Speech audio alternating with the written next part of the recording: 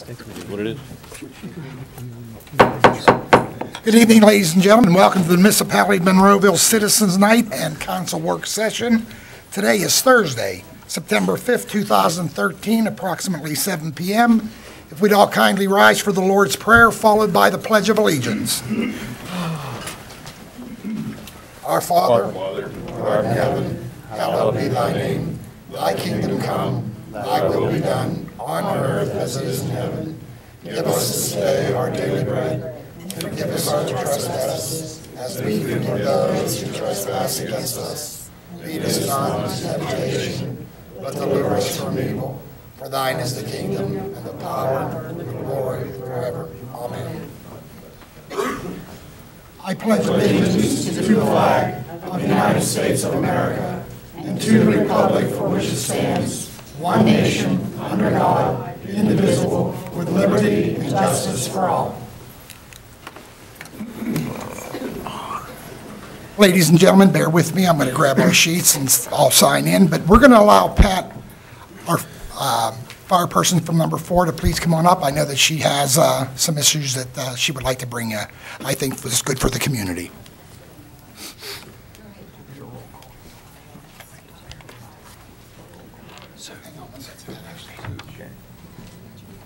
Do you want me to hang on to? Yep. Oh, you can just sign in on that. I signed in already. Oh, did you? Okay. Okay, let me know when it's okay. It's okay. A little loud again. Okay, on the behalf of Monroeville Volunteer Fire Companies, I would like to take this opportunity to invite all of the residents in Monroeville, including council, mayor, thank you for allowing me to speak today, council members, and municipal manager. What it is, we are going to have our second annual Community Day, and it's going to be at the Monroeville Training Center on October 5th. The times will be from 10 o'clock till 4 o'clock. The Monroeville Community Training Center is on Johnston Road. The day of the event, we will have signs put up, arrows, so everybody can find it, so you can't say, well, I don't know where it's at. We're going to make it big red signs, big red arrows for you to come. The activities we're going to have are ambulances, fire trucks on display. We also are giving CPR demonstrations for adults, children, and infants. We are also going to have a fire extinguisher machine so everybody can practice with fire extinguishers how to put out a fire. This is a good way to learn in case of an emergency, you know what to do. We also are going to have canine CPR classes. So we'll be able to know how to do CPR on our cats and our dogs and do the Heimlich maneuver on our animals. We are having Allegheny County bringing the arson dog. And Allegheny County are the ones that are going to be teaching the canine CPR classes. We also will have the fire training trailer for the children to learn how to call 911, what to do in case of a fire, how to possibly put out a stove fire if they're old enough to cook, how to stay low. We will have games, activities for the children. Last year we had about over 300 citizens come to our fair and they said they had a good time. TV 15 is going to be putting on our schedule, so if there's a certain activity you want to see, you'll know when it is. We also are going to have some people in the community. We're going to have the Boy Scouts. They are going to have a ceremony where you burn the Old Glory flags. So if you have any old flags you have tucked in your cupboards in the drawer, you don't know what to do, bring that day. You can participate with the Boy Scouts in burning the flags. It's really a nice ceremony. That's at 12:30. We also are going to have Allegheny Health System. We're going to have certain insurance agencies there. And we also are going to have child ID. So if anybody needs any child IDs for their children. So again, that's October 5th. We will have plenty of publication. We'll have lots of signs so you can't get lost. And if you have any questions, call Firefighter Pat, 412-721-2376. Makes me look busy when you call. All right. Thank you very much. Thank you so much, Pat. Thank you, Pat. Chuck Somerville. Mayor, may I interrupt you? Oh, sure. Do you mind? Yeah, please. I hate to do this, but I apologize to the audience, to those at home, and to the fellow council members and I do mean that. I don't want to step on anybody's toes, but I have a funny feeling this is going to be a short meeting, and I have a couple questions I'd like to ask. I'd like to address them to Mrs. McKinney, if I may. And one of those questions is, in all things I've ever done in my lifetime, everybody has a boss. Everybody in this municipality works for you, and I understand that. Who do you answer to? Are you asking Yes, I am. I'm asking you who you answer to. mayor and council? Mayor and council. And then I'm curious as to why. I understand there were some problems here Tuesday with some of the employees, and as a council member, I certainly have never told you what to do, but I think I at least have the respect that I should be at least asked and/or told what's going on, and I hear it through the grapevine all the time, and it just upsets me. And then, if I understand this correctly, and there again, you could tell me if I'm wrong, I've been told there again that you were absolutely told by the attorneys not to discipline anybody that works for this municipality until we hear from Health and Human Services. Or am I wrong? That is incorrect. That is incorrect. Mr. Dice, let me ask you this. Did you know anything about this? About what? About The disciplinary action and what was going on? I did not know, I knew that there was a Laudermill hearing for Mr. Cole. I was unaware that there were 3 other Laudermill hearings scheduled for that same day. I think it was last Tuesday. Not this Tuesday, but the Tuesday before. And I was aware that there was a Laudermill hearing scheduled for Mr. Cole. Rachel Rydell from my office attended the Laudermill hearings. Am I answering your question? You are answering my question. You are answering it. You certainly are. I'm just somewhat curious on that, why our solicitor is not kept in a loop of what goes on in this building.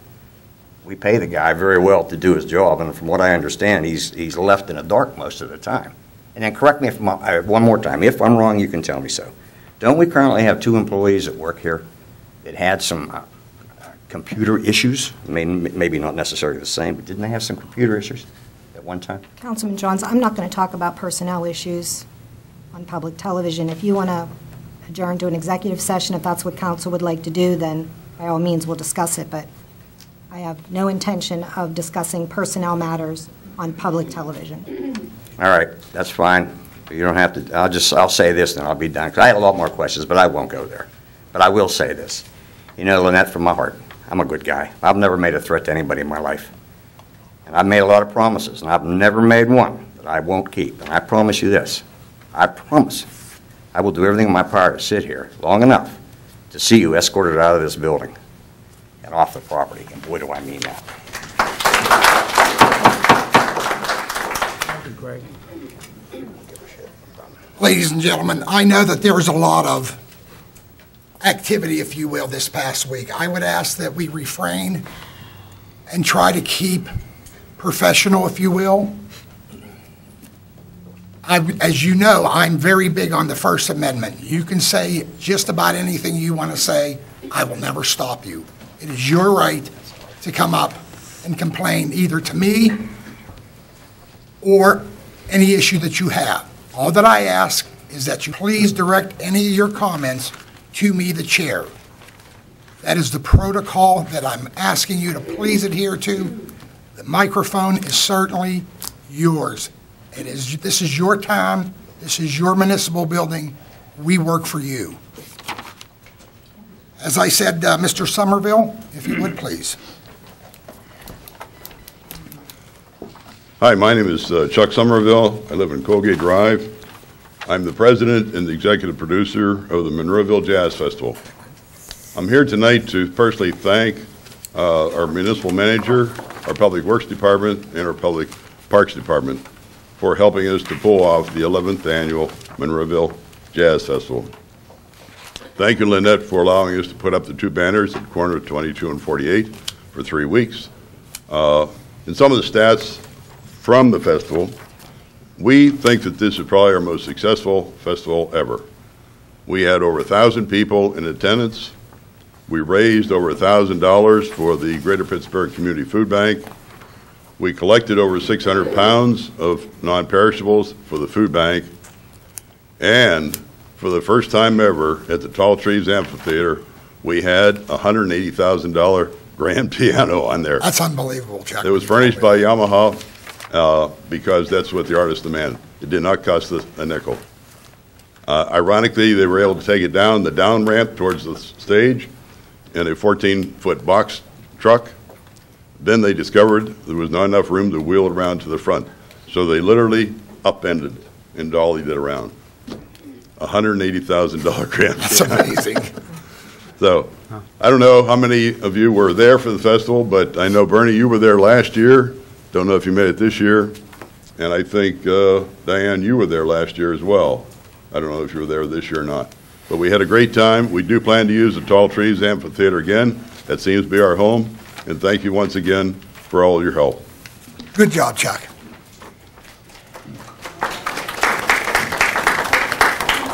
Tom Wilson. Hi, my name's Tom Wilson, candidate for council of the 7th Ward.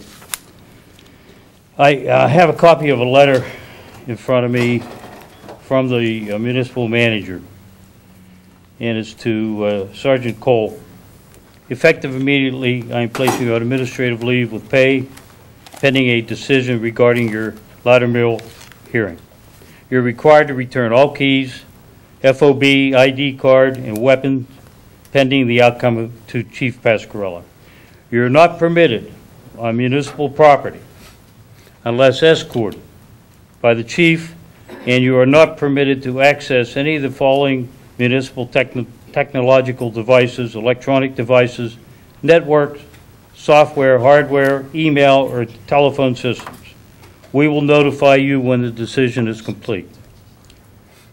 Now, my question is that why would, I guess it's Mr. Cole now, it's not Sergeant Cole, but why would Mr. Cole not be permitted on the municipal property unless escorted by the chief of police? That's my question. Is he a threat to this community? Not that I'm aware of, Tom. Well, I didn't think so either, not any more than any of us are. I have no answer for you on that, Tom. Okay. And I just have one comment. I know that everybody here is involved in the library, so I hope they don't start banning books. Paul Caleri.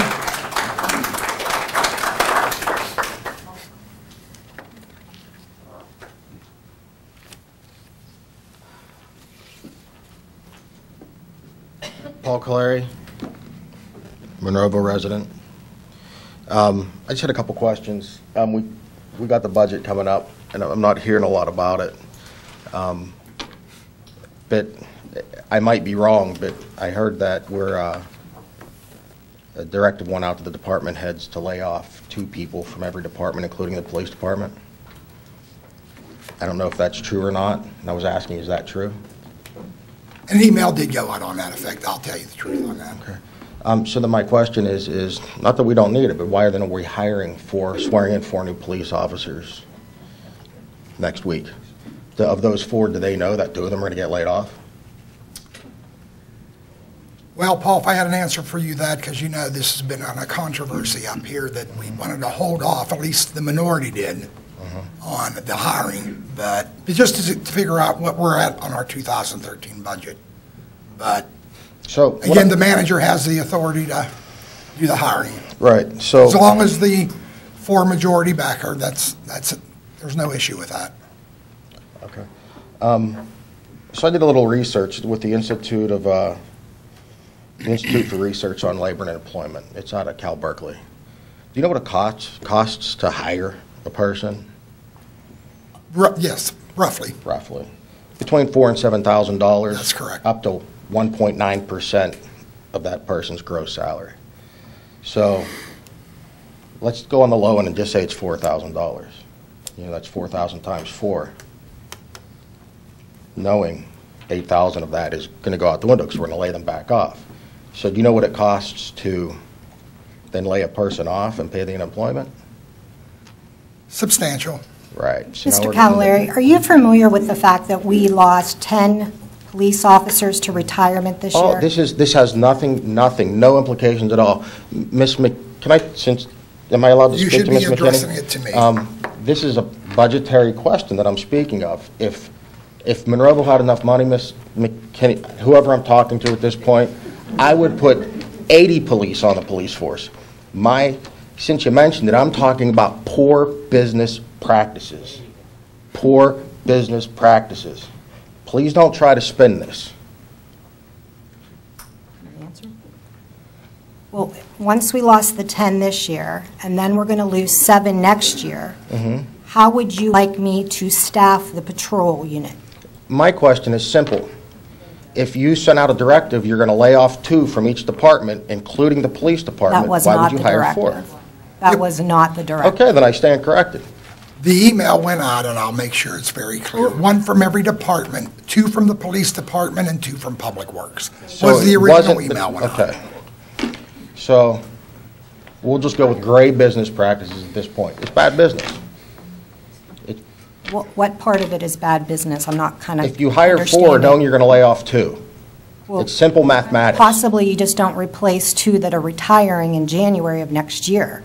But if you don't Financial replace them now, implications. what do you do with your overtime? Financial I can actually if that's what if you're asking me, let No, me sit I'm down not with your asking books. you. And I'll organize the police department. That's not a problem because right now you are not doing a good job of it. If you want to get aggressive about this, I can get extremely aggressive about this. I was asking the mayor a question. I was addressing the mayor. You chose to address me. Correct. Poor business I practices. wanted to give you the factual Do you information. send out an email or didn't you? You're going to lay them off or aren't you? I'm not talking about retirement. I'm Paul, talking about simple again, business please practices. direct it Mr. back Mayor. to me. I mean, we want to stay in control. Can I comment on? Steve, please.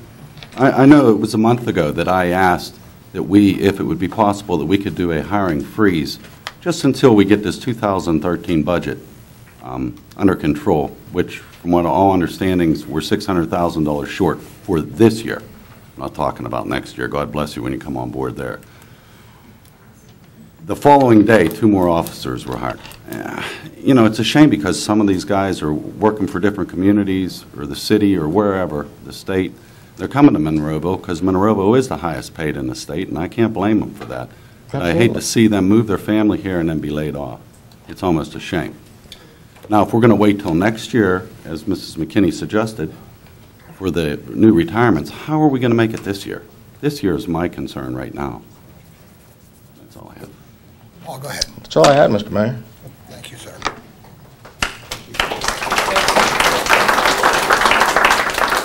You know, maybe to help, and Lynette, if you would, I'm going to ask you a question, and Susan, if you would maybe jump in.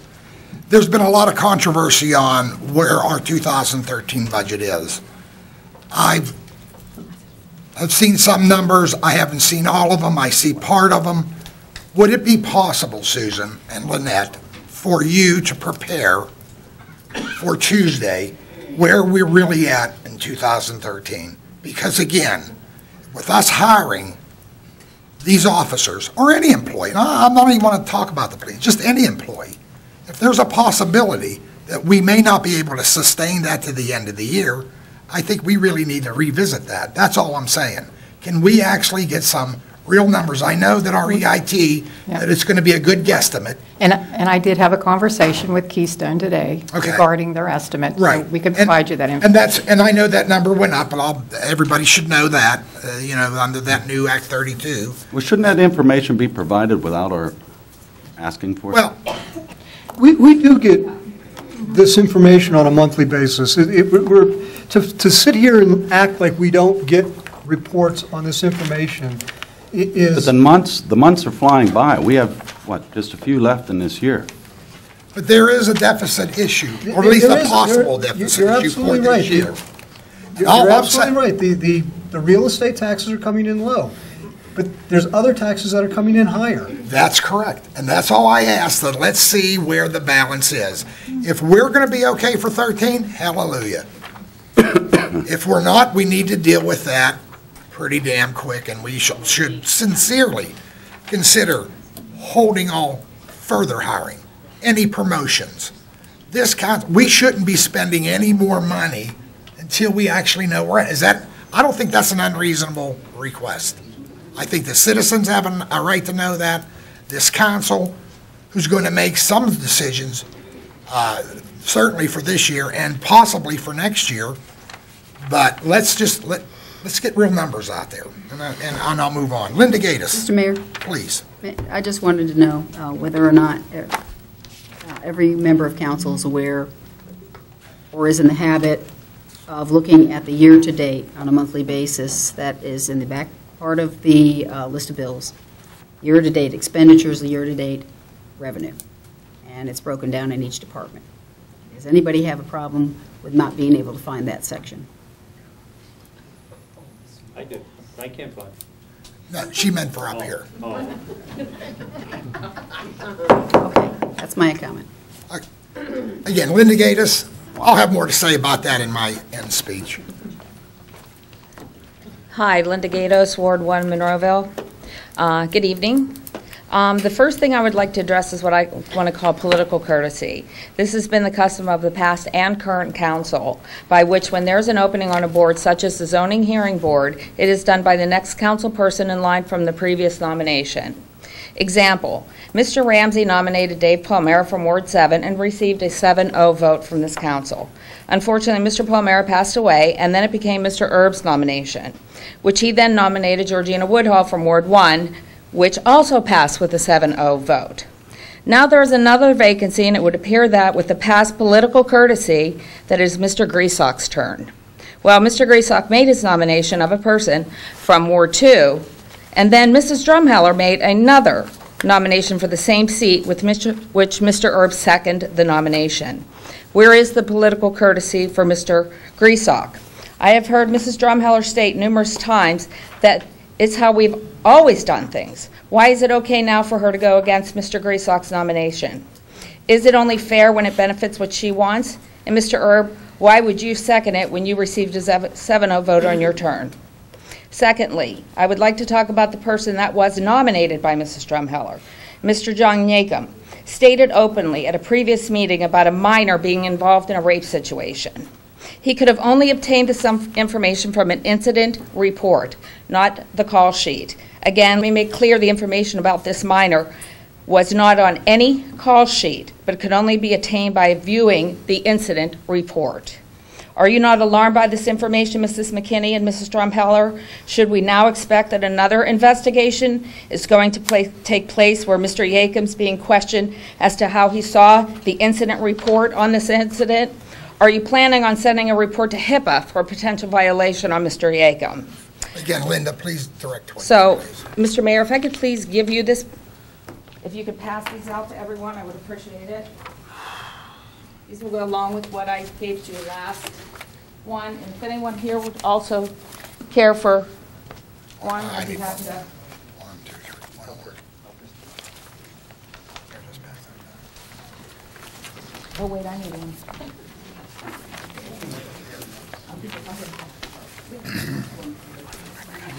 What I would like to do with this here is I would like to prove that an S&J Enterprises LLC is John Yakem. And you can see that in the Court of Common Pleas that S&J Enterprises, John Yakem and Sandra Yakem are S&J. So for him to be put on the zoning hearing board, I'd like you to decide when you can go through here and you can see numerous properties where taxes are not paid by Mr. Yakem. Is this the kind of person that you want on our zoning hearing board? So there's plenty of information there for you to take a look at and make your decision. Lastly, is this really the type of thing that we, the residents of Monroeville, need to be put through again? Why not just vote 7-0 on Mr. Griesbach's nomination, save Monroeville the embarrassment of another member of our governmental body being investigated if you choose to put him onto the residents' zoning hearing board? Thank you. Mr. Mayor.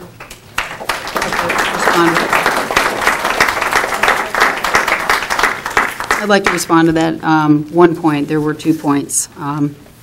But the point I'd like to respond to has to do... no, that's okay. I think my voice will carry. The point I wanted to respond to was the point of last meeting. I make it a habit of taking the DVD home because I like to see whether or not there's something I might have missed or needs to go into meeting minutes. So I actually did listen to what you referred to, and I recall listening to both Mr. Yacom and also Mr. Harvey. What I heard and saw several hours ago as I looked at this was that Mr. Yacom was identifying some section of Title 18. He was also looking into some of the violations that were committed by having volunteer firemen or listen to some things under CHIRA. No, I'm And sorry. I would This like to was finish. One incident Mr. where Mayor. there was not a Mr. Mayor. minor. May I finish let my her point? finish, Linda, and if you want to come back. Kindly let me finish, thank you. Relevant. Kindly let me. Come on, guys, calm down. Kindly let me. Tom, you need to calm down. Yeah, thank Linda, grab a seat and then, Thank or you. you can stand there and let All her right, finish. I'll be quiet. Yeah, that's until fine. you're done. Okay, so as Mr. Yacom was pointing out some of the things underneath the Criminal History Records Information Act, right, the CHIRA Act he was referring to on need-to-know basis, he was making a secondary point. He was stating that the, comment that this was no big deal, it was a big deal because the identity, and this is a quote, the identity of sexual assault victims have been protected, especially when the victim is a minor or little girl. He was making a statement about that.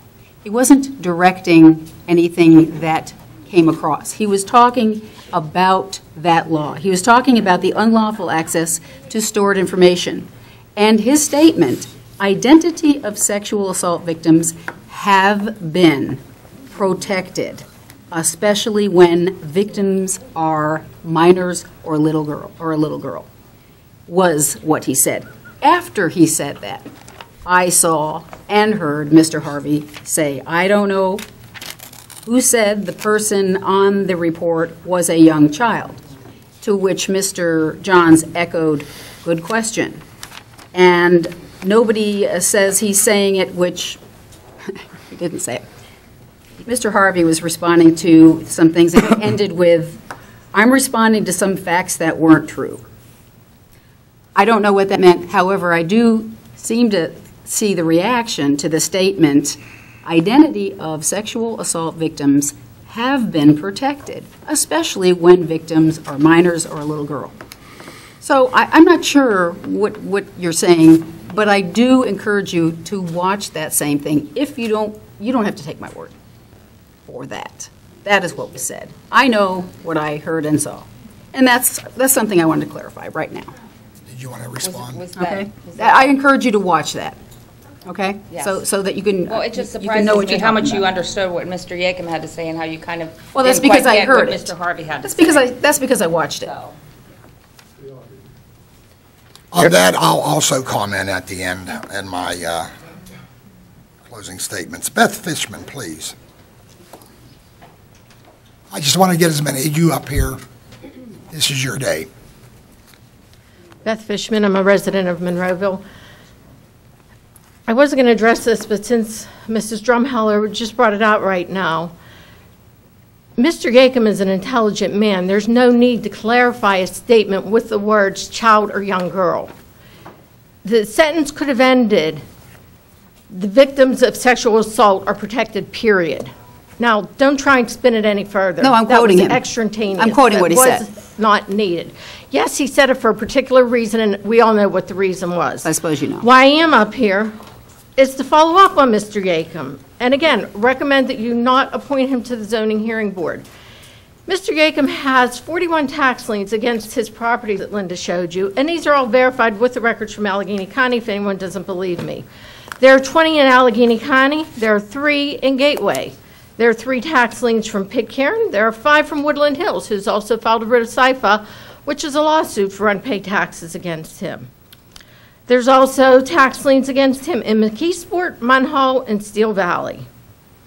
So, in addition to the mortgage foreclosure action and 41 tax liens, again, I don't think this is something we need on, or someone we need on the zoning board. The very latest tax lien was just filed on August 26th of 2013, so there's a history dating back to 2010. My final question is, it's been said repeatedly that Chief Pasquarello has been responsible for the password protection of the system that was in question, and I want to know if he's having a Loudermill hearing for violating those rules. I have no answer for you on that. I don't know. Thank you.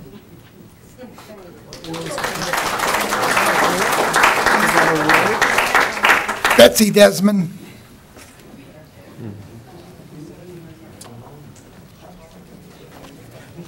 Good evening, Betsy Desmond, Minerval. Mayor, I have one question, or maybe two.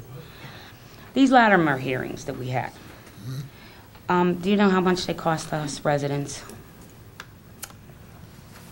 I'm not sure. I don't think it actually, well, certainly it costs, but it costs us staff time and obviously our solicitors' Well, I'd like to time. know that figure by Tuesday. We'll try to get you a figure on Tuesday. And have we yet got a final report from the Health Human Resources on the $60,000 lawsuit we had that going? Not that no. And when's that happening? Being people are already, I mean, like Doug's, you know, not working, and weren't we supposed to base it on that? Well, that was my understanding. And when will that hearing or report come? You know what, as I told everybody, once it clears here and cleared from HHS, it will be public. But right now I have... Has anybody called down there? I don't know if the Dickie McCamey group has. My understanding, they're still working with them. May I answer? Please, yes. I sent an email to Dickie McCain today and talked to Bill Brushnhan and Harley Stone, asking if they had any updates, and they said they have heard nothing from HHS to date. That was around 4:30 this afternoon. Okay. Val Warning.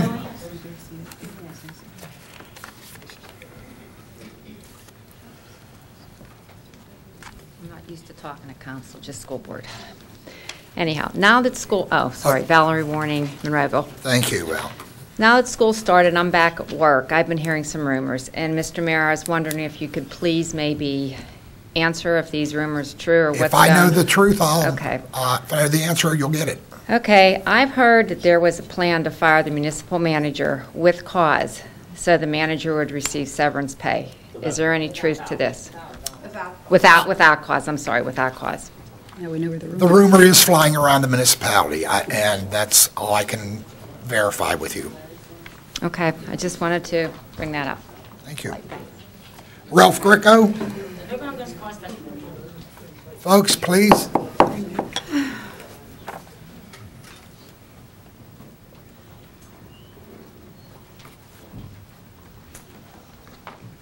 Ralph Greco, resident in Monroeville, and I'm not going to give my address. Well, that's good.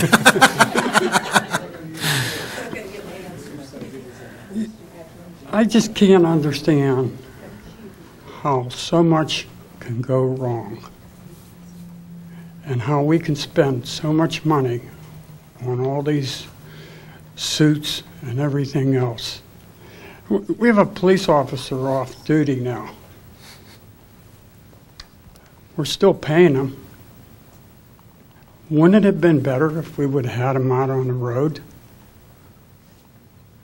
It makes sense to me, I'll say that out loud, Ralph. I just can't understand it. We're supposed to try to save some money here. I don't see anybody making an attempt to save any money. Again, that's one of the issues I'll be addressing in my report this evening. The average person in Monroeville feels that this all started with Allison wanting her husband to be a detective. Are we still there, really? Do you understand that? Yeah, I was going to say, wait, listen. You sit there and keep talking. Well, wait a while. Is it more like, Diane, no, I'm gonna Diane, talk. you'll have That's your absolutely chance wrong. right now, Mr. Greco. That is absolutely incorrect, and Mayor, you should correct it, because you're the one who started it. You're the one who started it. I'm not even going down that road. Go ahead, Ralph. We shouldn't It's talk your about turn. It's your turn, Ralph. Well, there you go. You just, this is what we said last week. Here you go again. It's okay for you. I appreciate No, you speaking I'm- up. I'm But here you agreeing. go again. I'm agreeing we should not bring It's family a into civil these. service commission. He has to take a test, go He through is it. an employee. Nobody can make him a detective, and he can answer that factually. This is good, it's a good storyline, but it's untrue, it's false. It can't happen. Ralph, just, you can finish your train of thought. We have 4 people here on council that are trying to bankrupt Monroeville. That's how I feel.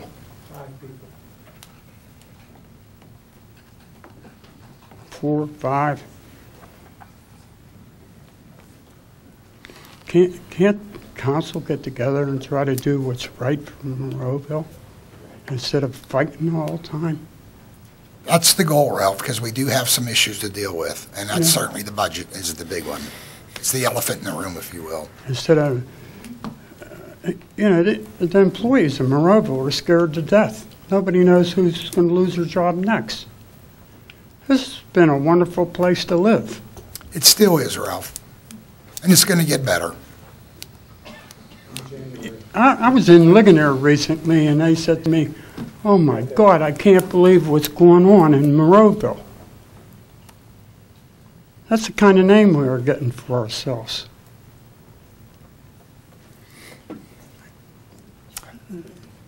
We fired a manager who seemed to be doing a capable job. Had no problem finding another job. All because he wouldn't do what the council people wanted him to do. Is that factual, Mayor? My opinion, it's factual. That he was fired? He didn't have a choice. He was told either he all right. agrees That was to your answer. demote. That was your No, answer. I'm going to give you the right answer. Either demote the chief or he wouldn't have his job. He was I'm not not going to told lie that. about that. He was You not all told can that. say what you want to say. The man wouldn't have left. Yeah, you're entitled to your opinion, but you're not I entitled certainly- to your own facts. Neither are you, Lois. Please, folks, Mayor, please run keep the it. meeting. You know what, Lois? If you continue, I'll have you removed from this meeting, Really? okay? Okay, well- You keep interrupting. Okay. I'm trying to let the We'll man see. finish it. Please, Ralph. Okay. I'd appreciate it if you didn't interrupt me. It's hard enough to do this. I'm not Ralph, used again, to- address me, please. I'm not used to coming up here and talk. I get really nervous. You don't need to be nervous, You know. Ralph. This is your town. You live here. We let the manager go, then we turned around and hired another manager, gave her severance pay that we're going to have to pay if we let her go. And this was all done intentionally to keep us, to make us think twice. Ralph, all I can tell you is my goal for this year is to get this budget, hopefully our 2013 budget, hopefully it's not in as big as trouble as it possibly could be. And I'm hoping this council, all of them, us sitting up here, will work to try to resolve as many of the issues in 14 as we can. I don't disagree with some of your statements. Some of your statements may be a little bit off, but you're pretty well on the money. We do need to work together. We do have big issues up here. That's the goal. And you know what, with us continuously being in the news as we were just the other day on TV, yes, it is embarrassing. I hear it because I travel all over this county, okay, as the mayor, doing our business. And obviously I work a job as well, but I do hear it as you do too. But this will settle down. Okay, the HIPAA situation, how much have we spent in attorney's fees so far? I'll have the correct number for you on Tuesday. I know that they're supposedly, I think they're going to transfer, another budget transfer to, I believe, to pay some of that again. So we'll have a better idea on Tuesday. Do we have some idea? It's about 50 or 60,000, if that's correct. It's about 65,000. Okay. And now, there's a rumor, I believe, going around, I don't know if it's true or not, but did just some of the dispatch people get discharged? There were 3 of them that were fired. Do we know why? I've never seen any of the paperwork. That was all on the news as well. And the replacements for trainees? I'm not sure there were any replacements, at least I don't know of any. So Now, there might be. I don't get put in a lot of the loops. So who do we have as dispatchers now? Well, we have other dispatchers that can probably do overtime work on that. I mean, till that gets resolved, but I'm not sure who's union, who's not. I'm sure there'll be grievances filed, and I'm sure there'll be some arbitration cases on that as well, at least if, Which means more money. most likely, yes. Okay. So these people on council can do whatever they want, and then they don't care what it costs the borough, the taxpayers. The sad reality is, Taxpayers, the council had nothing to do with this. I found out about this on Tuesday night at a memorial service. I had no idea that this was going on. So don't say that council had anything to do with it. We had nothing to do with this. This is a management decision. The manager runs the borough. but council controls the manager, or should be. Not on a day-to-day basis. I didn't say, folks, you have to please stay calm. Yeah, I didn't say on a daily basis, but when you have removals or any other major disciplinary action, I would assume that everybody, including this mayor, would be informed prior to any decisions and open to any discussions. That's how my 2 years, or almost 2 years, prior to this current council, that's the way it was always. Really, that didn't happen last January. That didn't happen when somebody was released last year. And the way we found out about it was after the fact. Found out about it at a council, right before a council meeting. We'll talk about that in an executive session. We'll get into that, and then if we can share whatever we want to share with the residents, what's legally allowed. And let's talk about that costing the municipality money. An entire year's pay. That's because until you all, and the good thing you did do is you stopped those big boats going on for employees when they leave or retire. That was a very good thing this council did. If you remember when you passed that ordinance, you can no longer keep, the only department can do that is our police department, but other than that, nobody here, if you have a lot of sick leave, if you have a lot of vacation time, you cannot bundle it and go out the door. Mayor, when I first started, my first list of bills, my payroll, I didn't vote for because there was a person on there who was getting paid for 1 full year that never came to work, never did anything. After the fact. And that's a fact. I don't know if you remember that. Yeah, Okay, you remember that? So did no work for the municipality, kept her health benefits, kept employed for 1 year. I wouldn't vote for the payroll because you couldn't find the person here. Her office cleared out. Paid for 1 year. What was that? $80,000. What about that? Again, if you all want to open this up, I'll open it wide. I mean, you worked it up in your executive session. Did you all just, you really want to get on this road openly? I'll do that. Go ahead. I mean, it's all up to you all. Do you remember what you all just passed? You want to talk about that? Do you want to talk about that? Yeah. I'd like to hear it. Passed what? Let him finish speaking. I'd like to Let's hear get back. Ralph, go ahead. Finish up, and then, again, I'll address some of that in my closing statements. Ralph, you. I don't know, but there's got to be a change made. Something's got to be better than what you have here. You know. Well, Ralph, the election was pretty clear on what's going to happen in January, and that's all I can tell you. The only ones that really have to run very hard is myself and the 3rd Ward Councilman. So these people lost the election, and they can spend all the money they want. Remember, Ralph, 4 beats 3 every day of the week. That's how this world works up here. Until they're out of office. That's correct. Well, actually, that's not Somehow true. there got to be. Actually, that's not true. In November, it's called a lame duck council, but that's not until November. But look what they can do until November. There's not a whole lot I can do, just except bring it out to you as the public. Isn't there some way that we can stop all this firing and everything else? Ralph, is a management decision, and the manager has full control of that issue. That is the Home Rule Charter. And there's no consequences to that person. Ralph, just, again, please address it to me. It is what it is. There'll be some, I'm sure there's going to be some litigation on all of the above, and that will resolve whatever issue there'll be. I want to say one other thing. Sure, Ralph. We have really good policemen in this We have an excellent area. police department. I agree with you on We that. really do. I don't know how this is affecting them, but I'm sure it's affecting them. And they're probably depressed over the whole situation. Ralph, if you want me to give you my opinion, I agree with you, but I think it affects the entire municipality. Not just the employees, but I'm talking about every resident sitting here and listening in the audience. This has been very tough times. These last 9 months have been hell. So, but again, things will get better.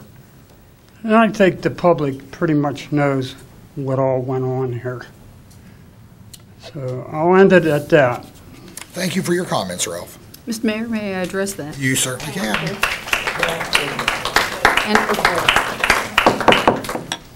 And I'd just like to make clear that one of the best ways I think that we might have saved so much time, so much energy, so much money is when we pointed the problem of what was going on with Chief Cole to our last manager.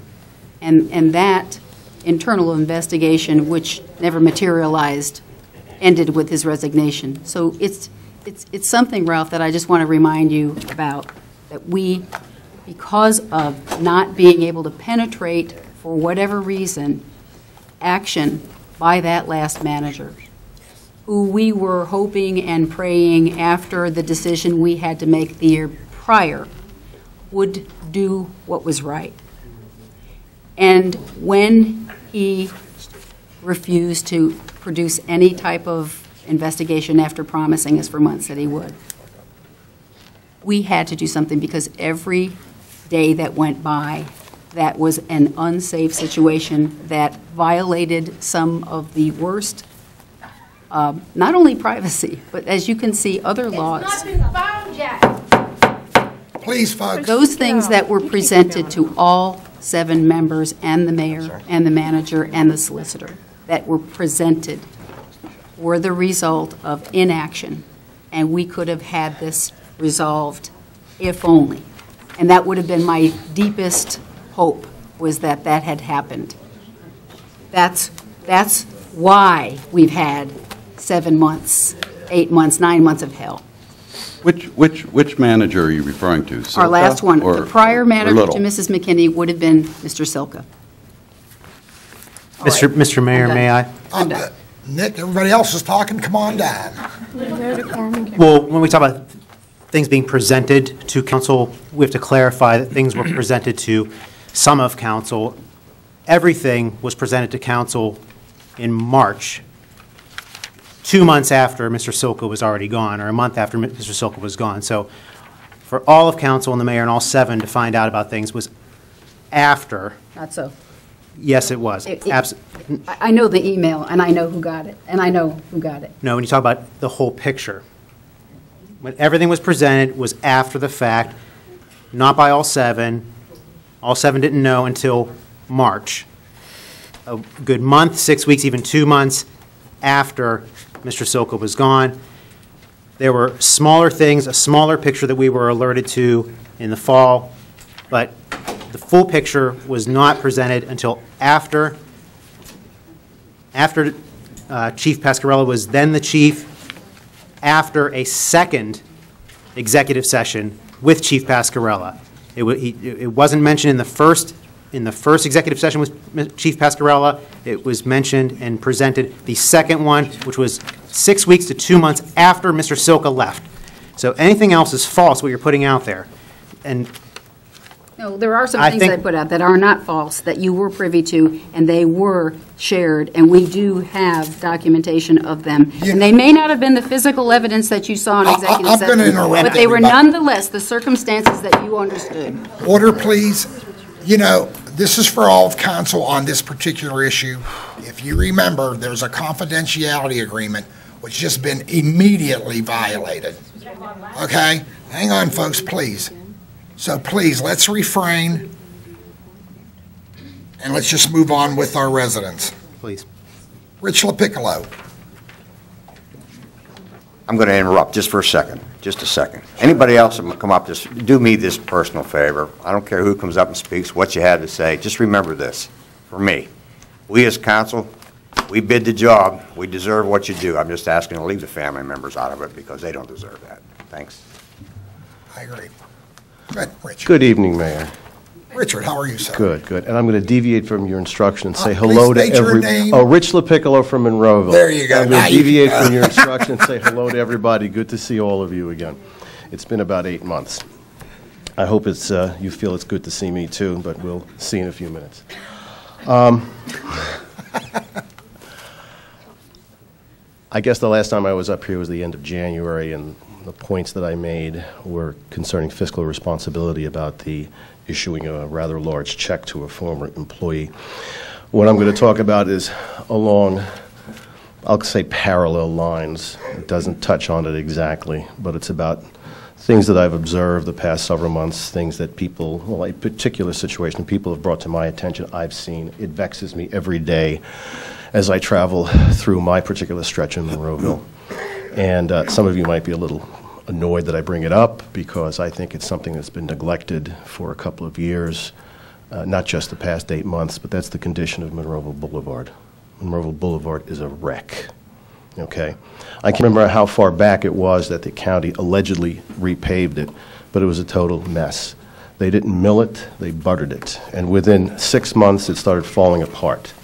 And then they came, I don't know, within a year or so of that and put another layer of butter on one of the lanes, and that's in terrible shape as well. It's not something the crack ceiling can take care of. It can only be milled and redone, just as I think it was done 10 or 15 years ago in a professional manner, not the slop job that was done in the past 7 or 8, whatever it was. It's a safety hazard.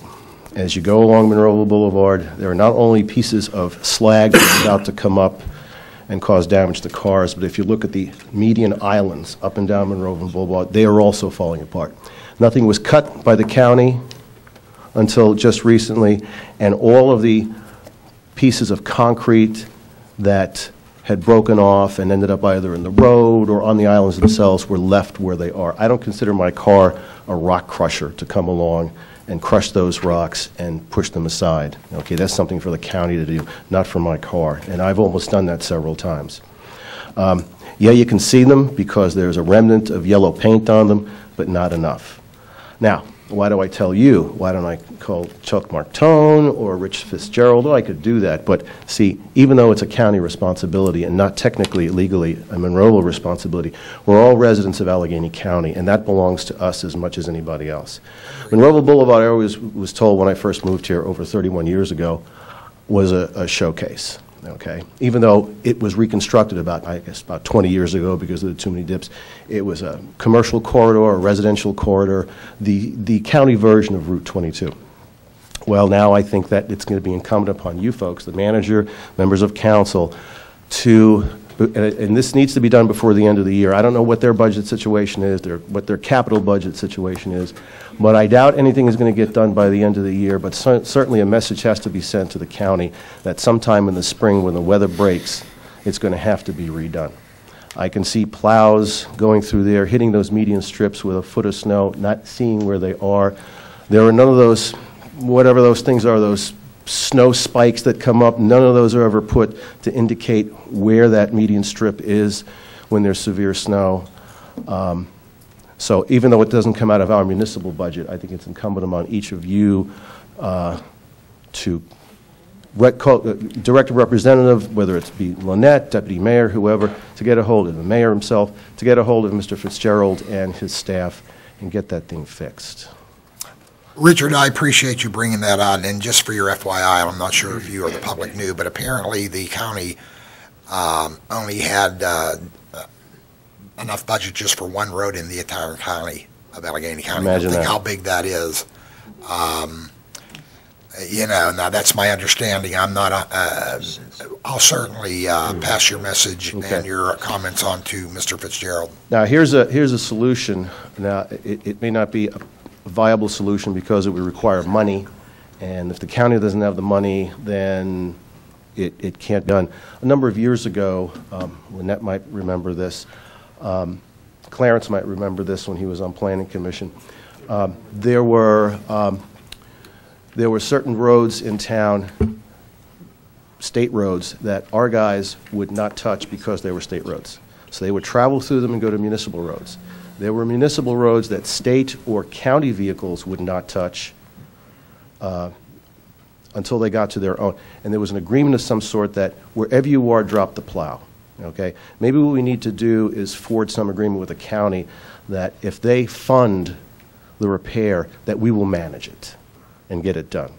It would have to be a transfer of funds. But if you're saying they only had money for one road, that was my understanding. Okay. I mean, I think legally, the solicitor would know that's something workable, but if there's no money to fuel that, then however good the solution is, if there's no power behind it, it's not going to get done. But it's just something to think about.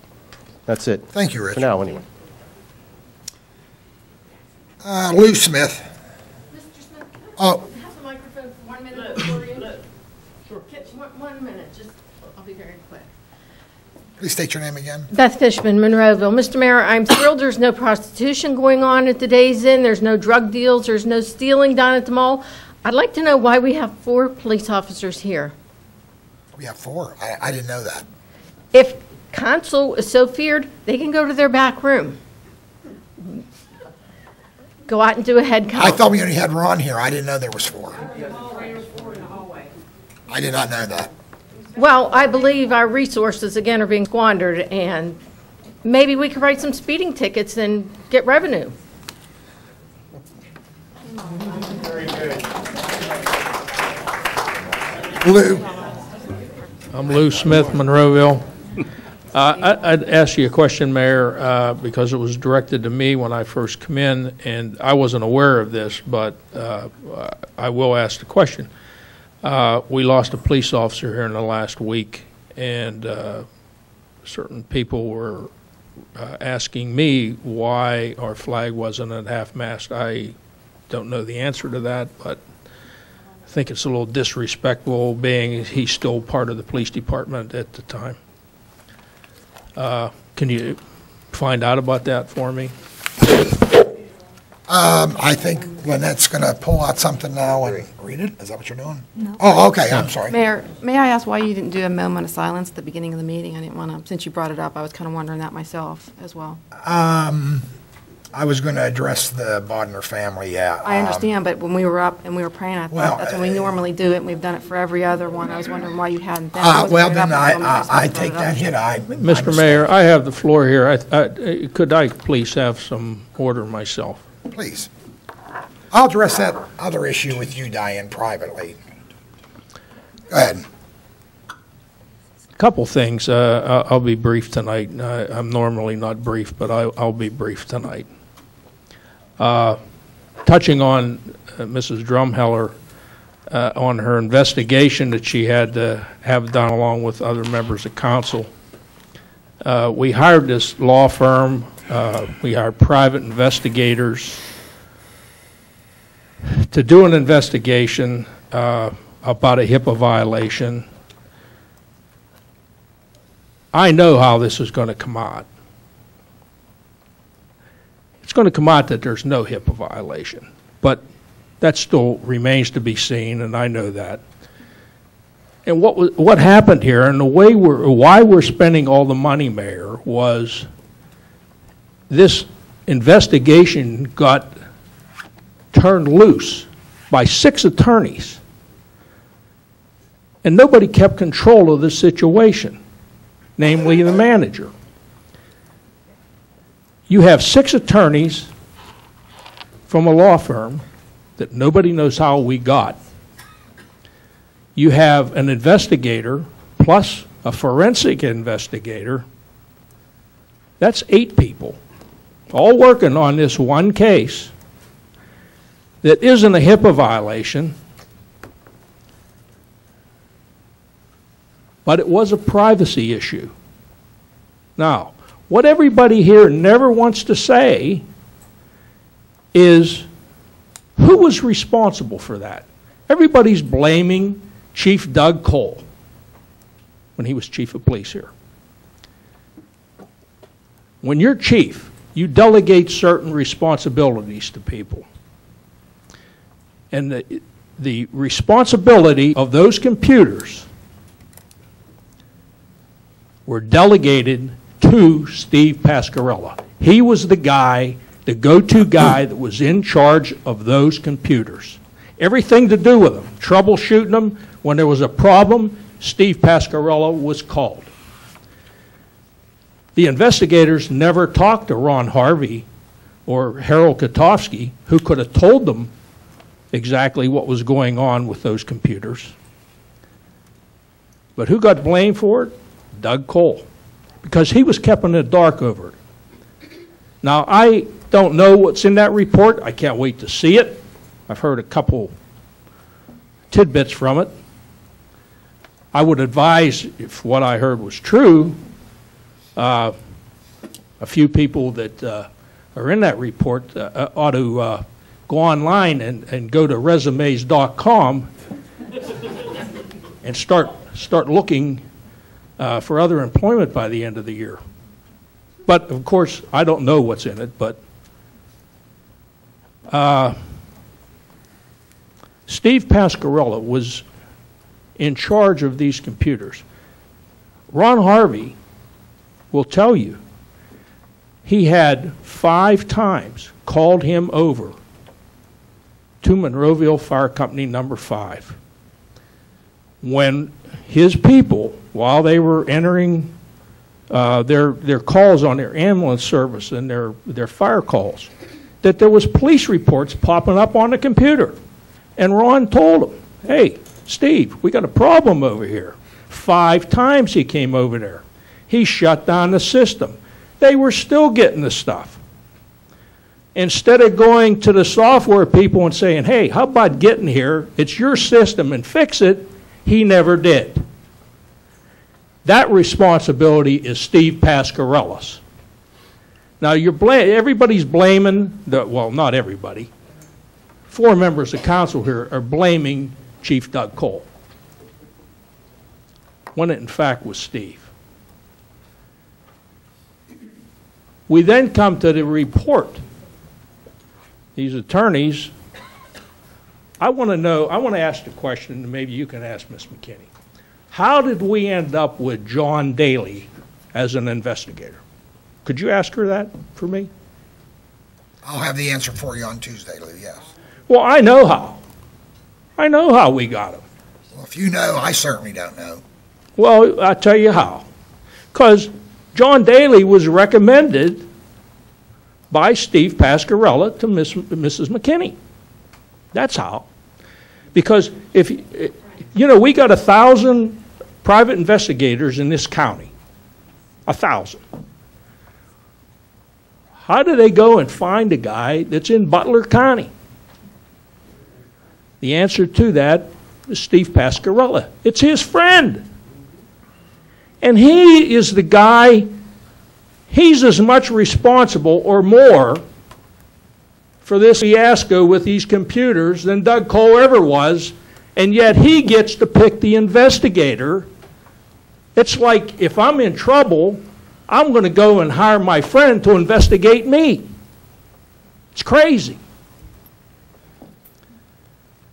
No wonder he's looking at sergeants right now. You know, talk about rumor, and it's been confirmed by legitimate sources that he approached at least 1 sergeant, and possibly 2, that he wanted to get 4 votes here on council to make them chief if he could go back to night turn as a lieutenant. Now, why is the man trying to give his job away? That's a good question. I've not heard that.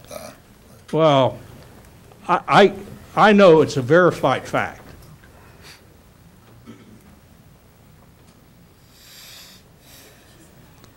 Maybe the ship's coming into the harbor and the pirates are abandoning the ship. I know one thing, Mayor, and I'll end it right here.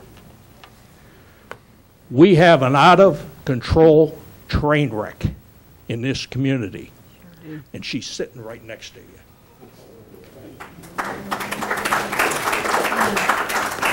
Annie Schwartz. Wonderfully run meeting. Okay, Mr. Mayor, at this time, I'd like to hold my comment. sure. Harvey Schwartz. How you doing, Harv? Good. My name is Harvey Schwartz. I'm a resident of Monroeville. I've listened to all of this discussion about the police, and I want to discuss them further. I want to compliment them. We have had 2 incidents in the past several weeks in Turnpike Gardens where we've had to call the police department, and the response was wonderful. Their handling of the situation was truly, truly fantastic. We are very proud of the line officers and the patrol who show up at 4:30 in the morning and gently handle a man who is lost and doesn't know what is going on. They did a wonderful job. I also would like to comment on another member of the staff of the borough, and that is Mark Safala. Whether we are... Talking about Mark Schufo? Schufo. That's okay, Harvey. I think Pardon the damn... I like that. Pardon the damn Brooklyn accent. I'm just kidding you, Harv. No, you're not kidding me. You know, I think this is great because the next thing I got to say is, I don't know whether you folks know it, but Time Warner has recently signed back with CBS. Does everybody know it? No. You ought to know it because you know you're being researched out for the summer comedy replacements.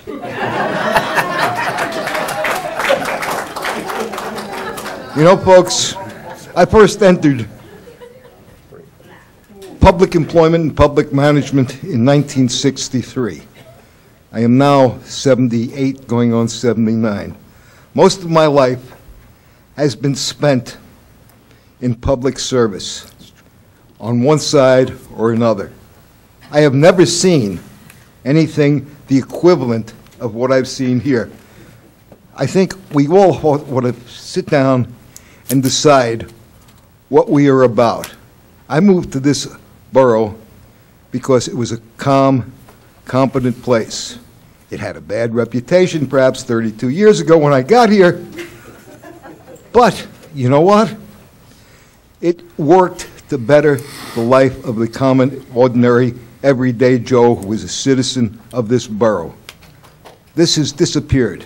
Unfortunately, I hear 4, I hear 3, I hear one guy against the other. I hear all of this stuff. This is not what government is about. We can go all the way back into the 17th century, into the 16th century, and read philosophers. We formed cities to make life better, not to sit down and argue. Unfortunately, we live in a country where we are more in tune to fighting over little issues. And you know what that's like? Well, I remember when I was a kid, believe it or not, with this Brooklyn accent, you know, I did come out of an FFA high school. That means Future Farmers of America. And being a future farmer of America, I spent summers working on farms. And when little boys on farms used to have an argument, they would go out into the woods and settle their differences in a simple way. They would see who could pee further. And that's what's going on here, really and seriously. I mean, there are serious issues. Yes, there are. There are very big issues. Nowhere have I heard as to what the potential liabilities we have from all of these court suits which are going on. Is that an answer that we can get? I happen to think an awful lot of Mr. Dice. Mr. Dice is involved with my wife in the antique sports car rally. He's been involved for many years. But I think we have a right to know, as citizens, what liabilities are out there and why we face them. We have a right to know what is the case. I don't think I have ever seen the budget of the borough of Monroeville. Okay, where is it? Where can it be found? Is it a public document? Yes. Is it discussed? Is it ever handed out in council meetings? I know if I sat in a council meeting of a city I've been fairly familiar with, for example, the city of Detroit, I'd know what the budget was like. I know that if I sat down in a city called Harrisburg, there wouldn't be any budget because there ain't no money. And that's what I'm very afraid of. I'm very afraid of that here. We have a right to have this sort of information in front of us, to know what is going on. It's nice to have a jazz festival. It's nice to have banners put up, but it's, better to know where the money is, where it's coming from, where it's going to, and what is going on. Now, public administration is not a very difficult thing. I hear this about HIPAA, I hear this about Ludmill. I don't even know what Ludmill is. I'm sure that's something in It's a grievance procedure, if you will. Grievance procedure. Oh, okay. Does that mean that's binding arbitration? There could possibly be some arbitration, yes. Okay. So there are two sides. They sit down. There's not a need, and I don't question Mr. Smith about 5 or 8 lawyers. Hell, I've handled arbitrations all of my life. First one I walked into, I'd never even heard of an arbitration. Sat down and did it. Since then, I've handled, probably about 45 arbitrations, as I think you're aware of, Mayor. I certainly am, Harvey. You're a good man. So don't take all of this. And there is no reason why, really, we cannot settle our differences in-house, quietly, and discuss these things, and work them out. And this is the way public administration should be, because we all here are here to benefit each other as residents and citizens of this wonderful borough. Mr. Mayor, thank you for the time. Harvey, thank you for your comments.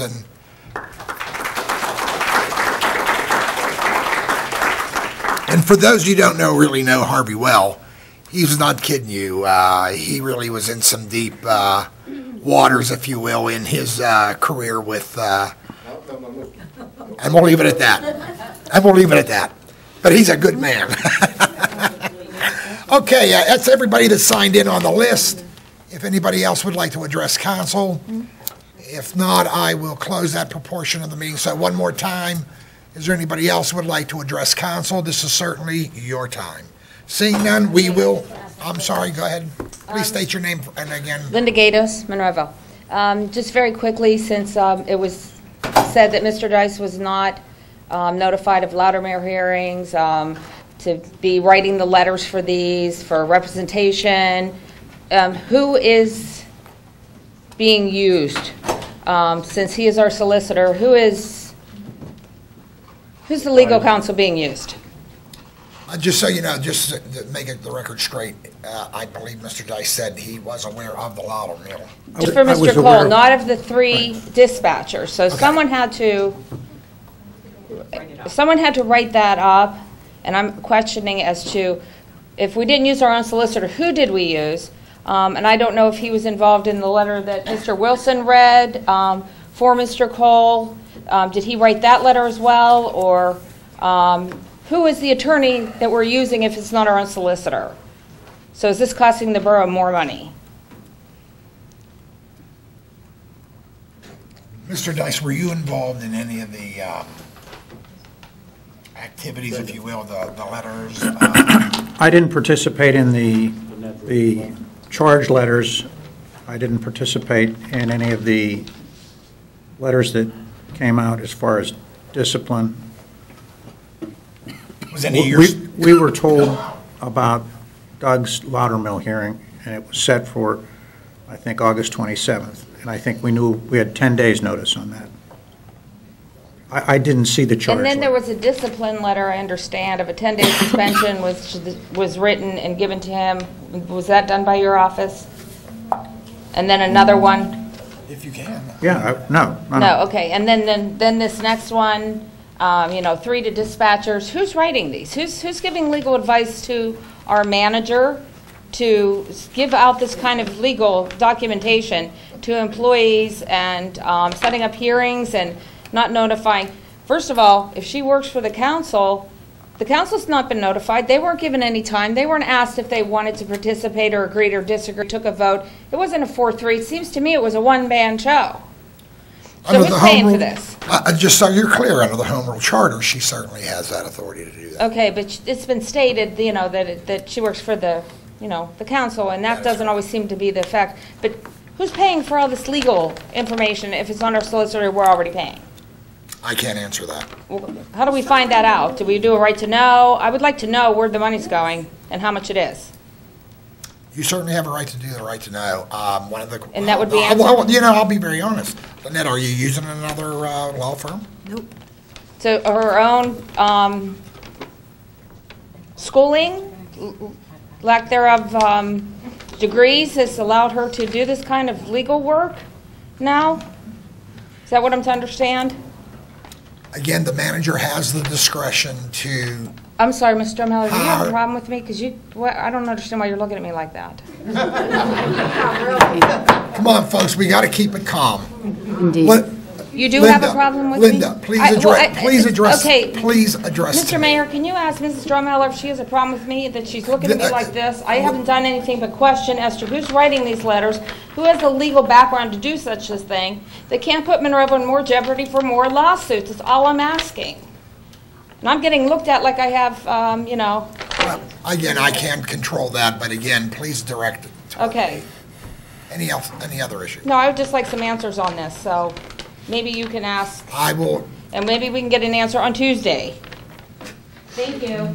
Once again, ladies and gentlemen, once again, would anybody else like to address council? This is certainly your time. Seeing none, we're going to close the Citizens Night portion of the meeting, and we're going to go over to our work session. And council, if you'll please look at the Citizens Night meeting of August 8th. I'm sorry? Could we possibly have a 5-minute break? Ladies and gentlemen, we're going to recess for about 5 minutes. Thank you.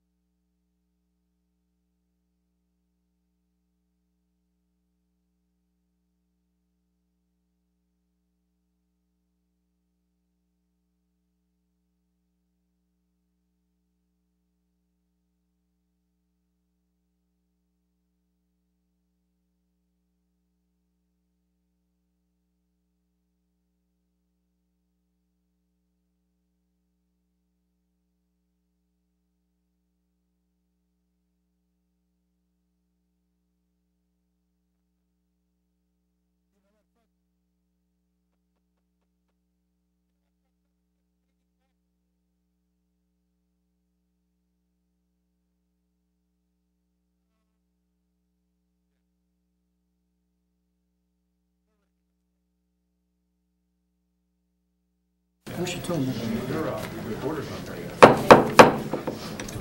We're back from our short recession, and again, I apologize if it was a little bit longer, and we were now moving over to our council work session, and council, looking at our Citizens Night meeting of August 8th, 2013.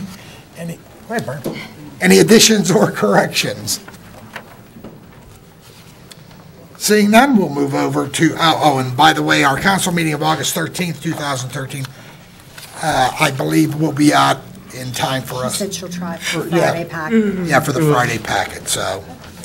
Moving over to our reports of our tax collections, once again, council, any comments, questions, additions, or corrections?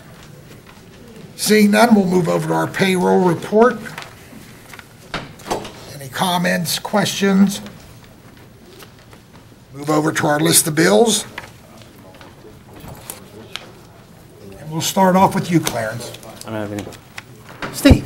I have no questions on the bills. Diane? None. JJ? None, sir. Lois? Yes, Mayor. Let me go through here. Some of these were answered. On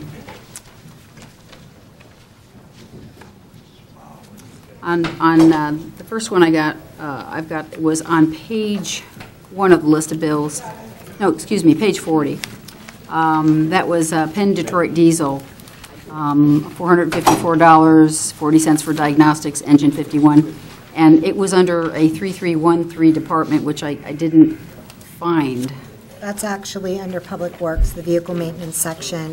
That was for an engine at Fire Company number 5 that shut off en route to a fire. Okay. Our mechanics looked at it.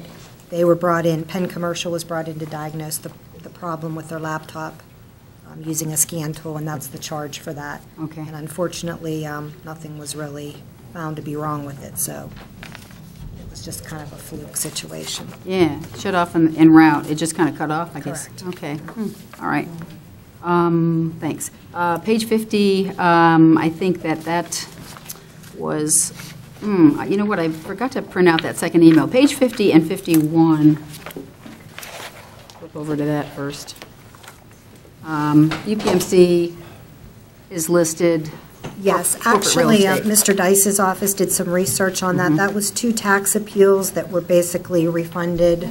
The amounts were lowered, and I forwarded you the whole explanation on the first of them. Yes, that's true. I did read that. It looks to me, and well, maybe I did print that out.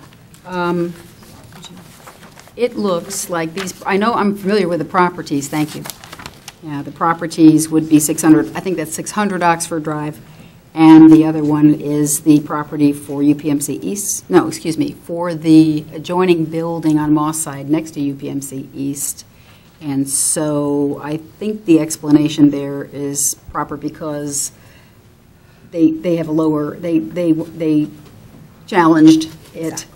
They got by a lower rate for paying on those properties, and it really was going to cost more to try to fight that.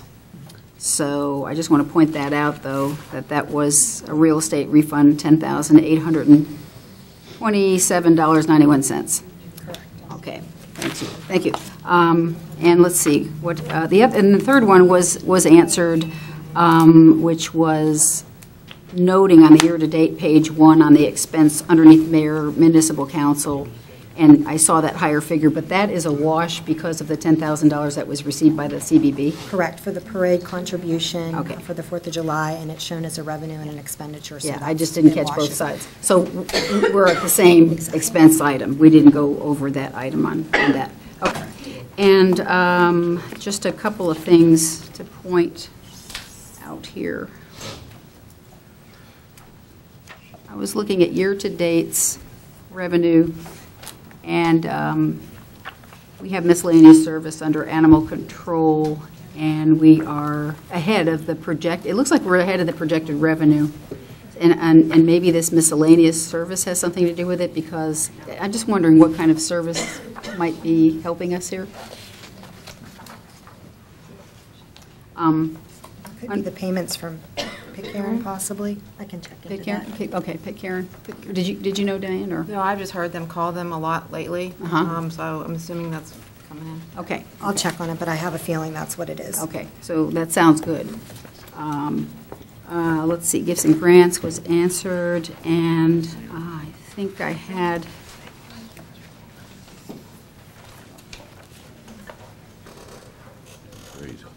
this one right here.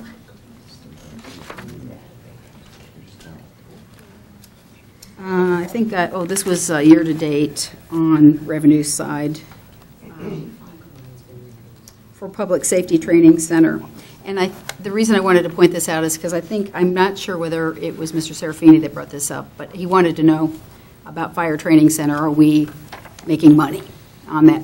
And when you go back to the list of bills and you look at the incoming revenue, I looked at the Fire Training Center, and their projected revenue, they're 150% over that. So it looks like they're on the positive side of making money. Once again, you're wrong. I didn't ask We you. can't say that now. This is our work session. Somebody did. I wasn't sure if it was you. Somebody did ask that question. So I wanted to notice that because that is bringing in income. What's the year-to-date on that, Lois? The year-to-date? For the training center, the income for year-to-date? Training Center, Fire Training Center has a projected 24,000. And I see an actual year-to-date revenue of 36, and that's about 150%. Thanks. Okay. And that's all I have. Nick? No questions this evening, Mayor. Byrne? No questions. Move over to budget transfers, and Byrne will start off with you, sir. No questions. Nick? No questions. Lois? No questions. Jim?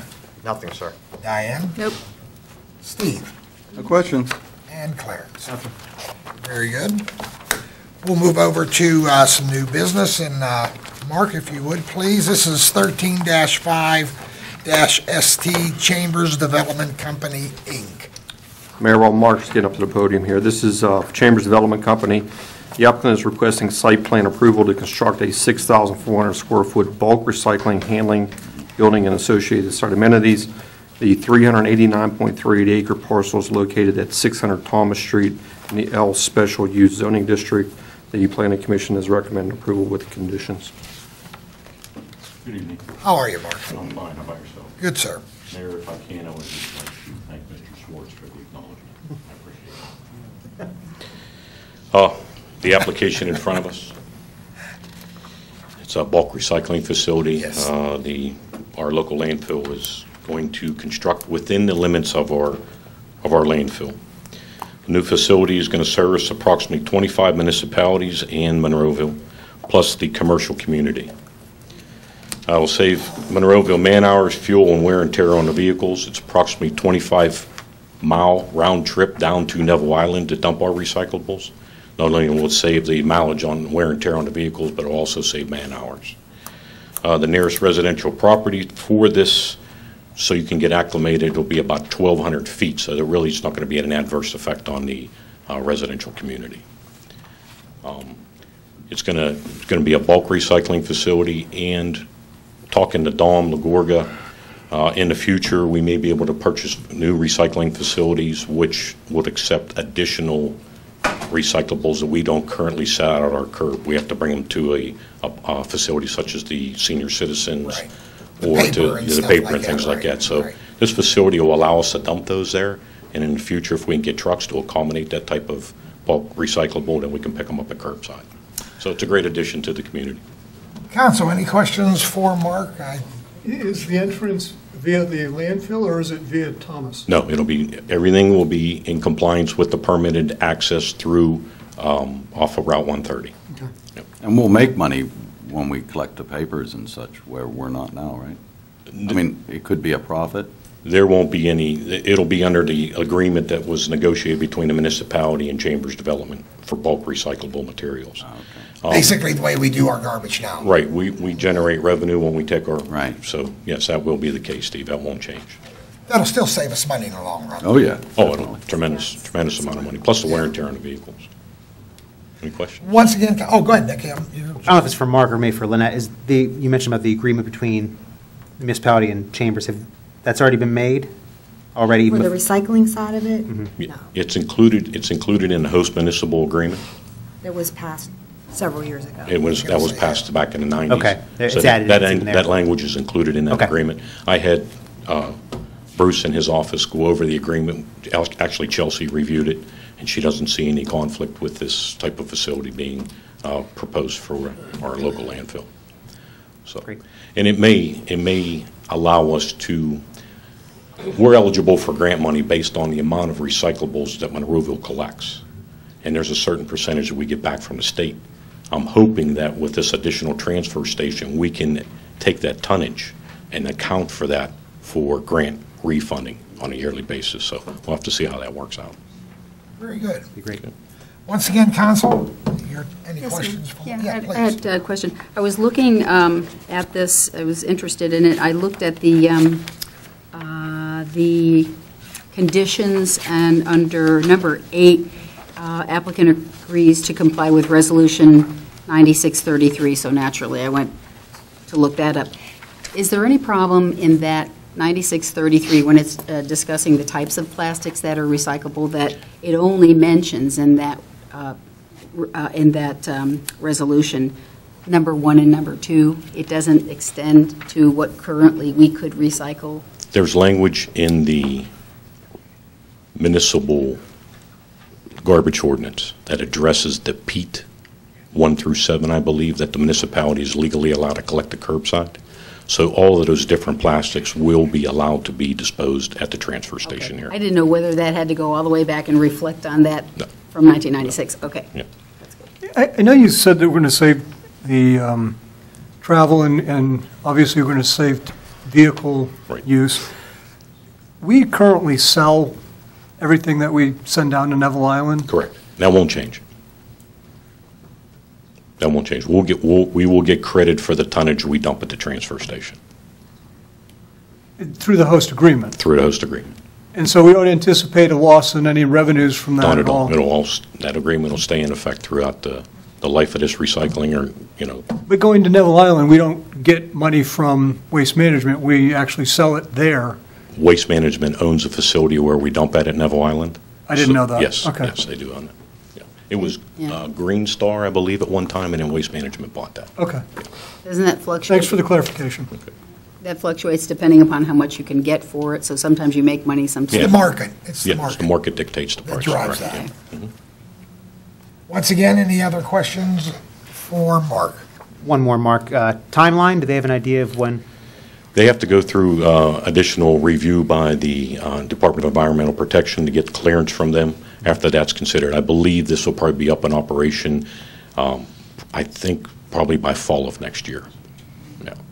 And they'll elaborate on that a little bit when they present the application on Tuesday night, so you can clarify that, but I believe it's fall of next year. Great, thanks. Okay. Again, any other questions for Mark? Thank you, sir. Thank you. Good job.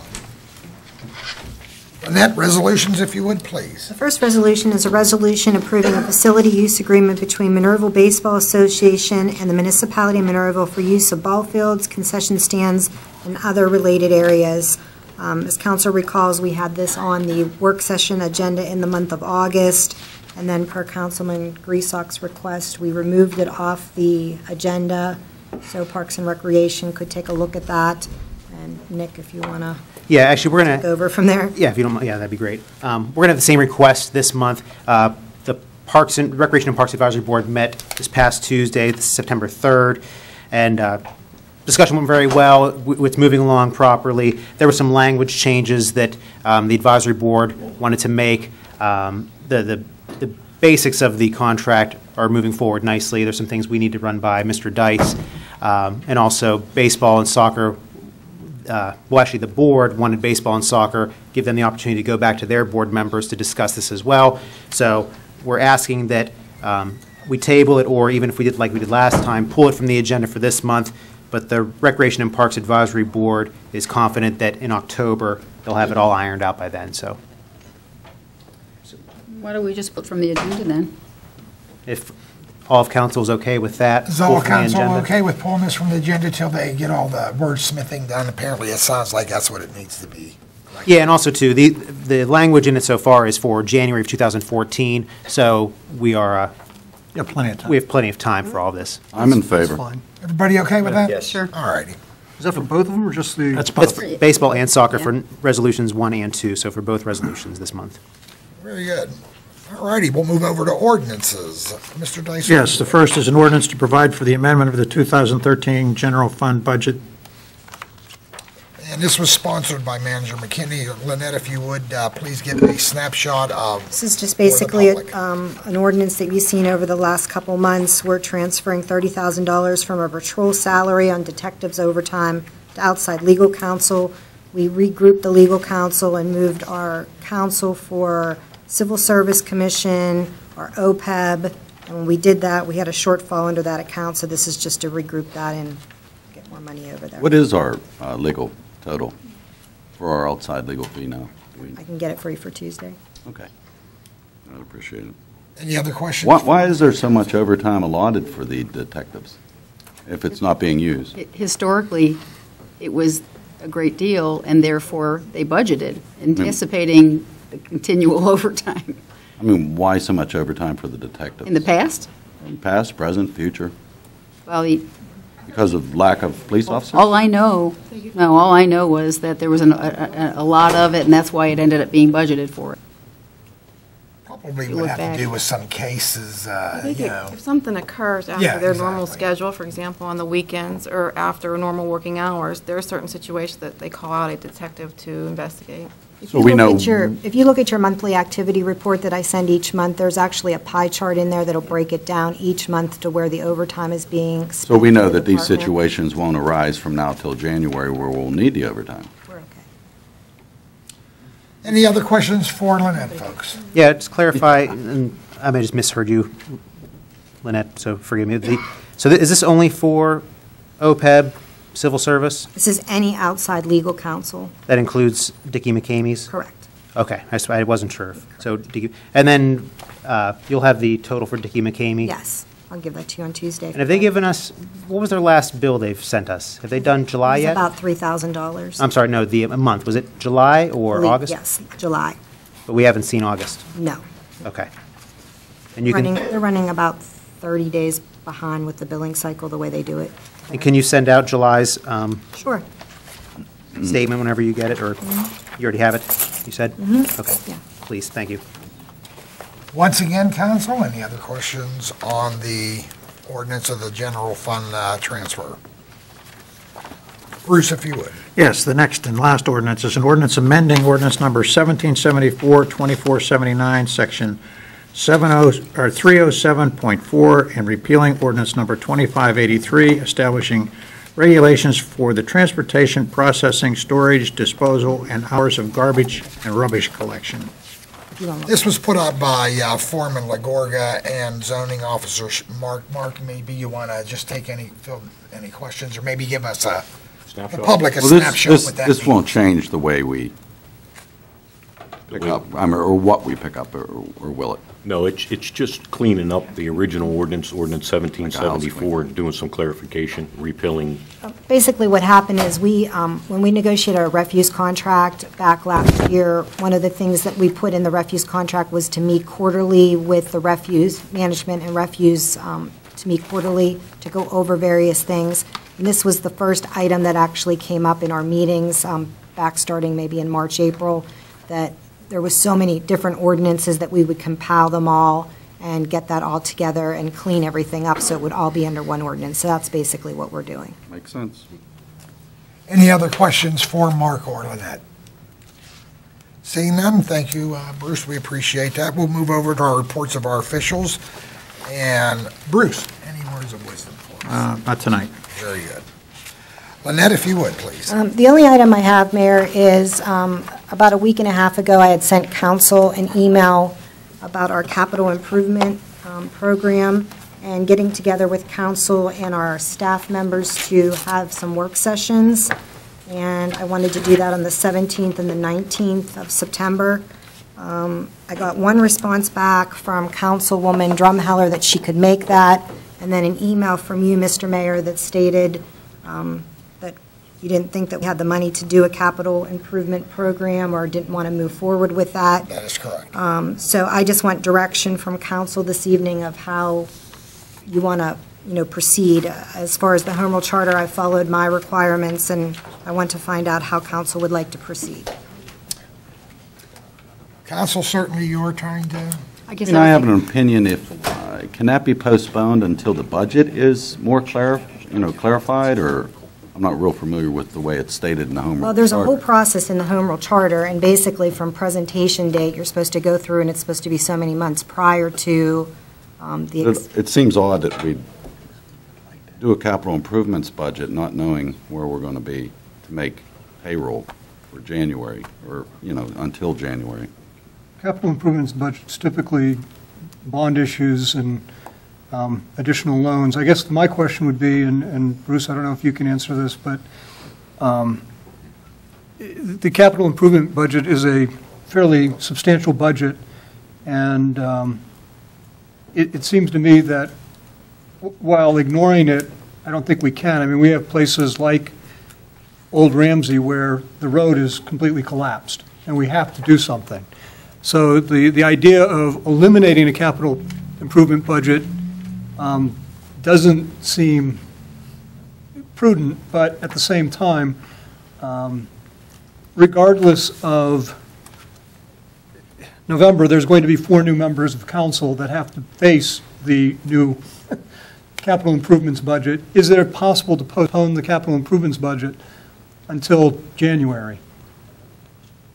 And let people that actually have to be part of implementing this thing over the next 4 years be responsible for enacting it. Clearly, you could do that. I don't think there's any problem at all if you decided to say, all right, we're not going to act on that. There's nothing, you're not required to act on it. I mean, there's no statute or regulation that say what you have to act on. I motion we table the capital improvements budget until January. Well, you're suggesting it now, right? That's your suggestion. Yeah. That's my suggestion. It's true. We can't motion tonight. Motion on Tuesday. On Tuesday, I might motion that.